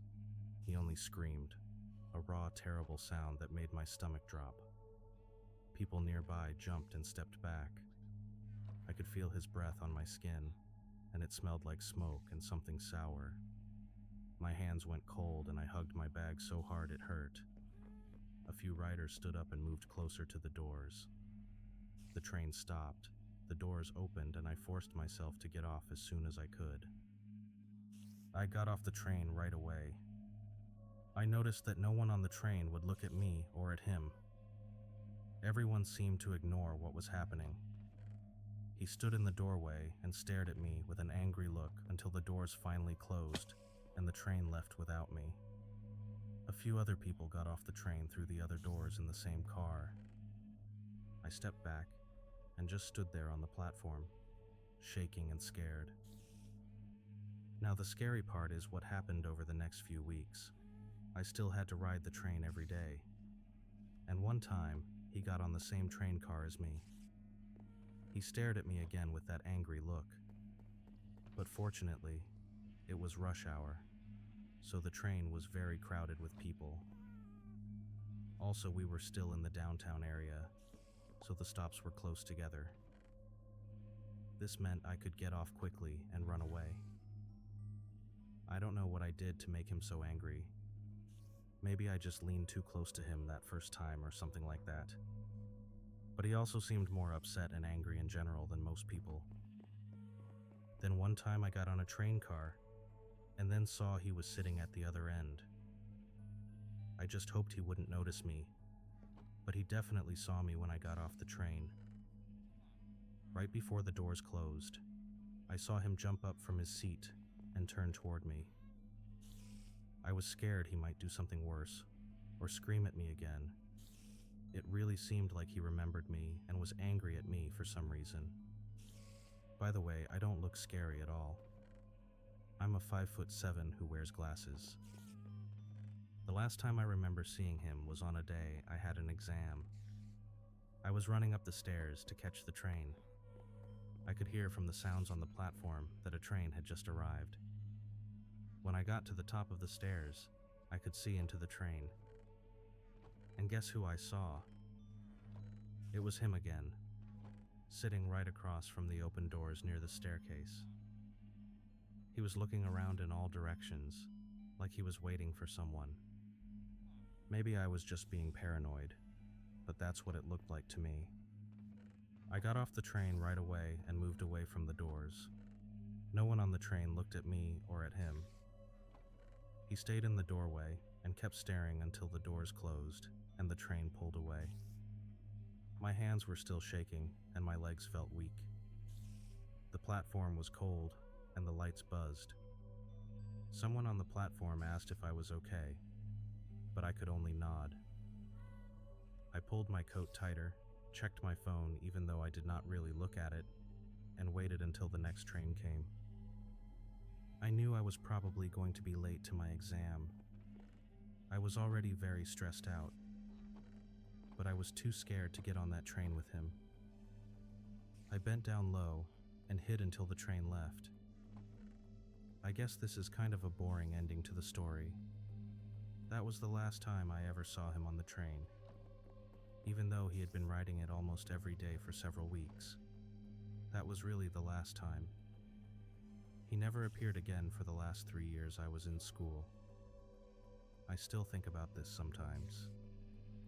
It's hard to forget someone who screamed in your face like a wild animal,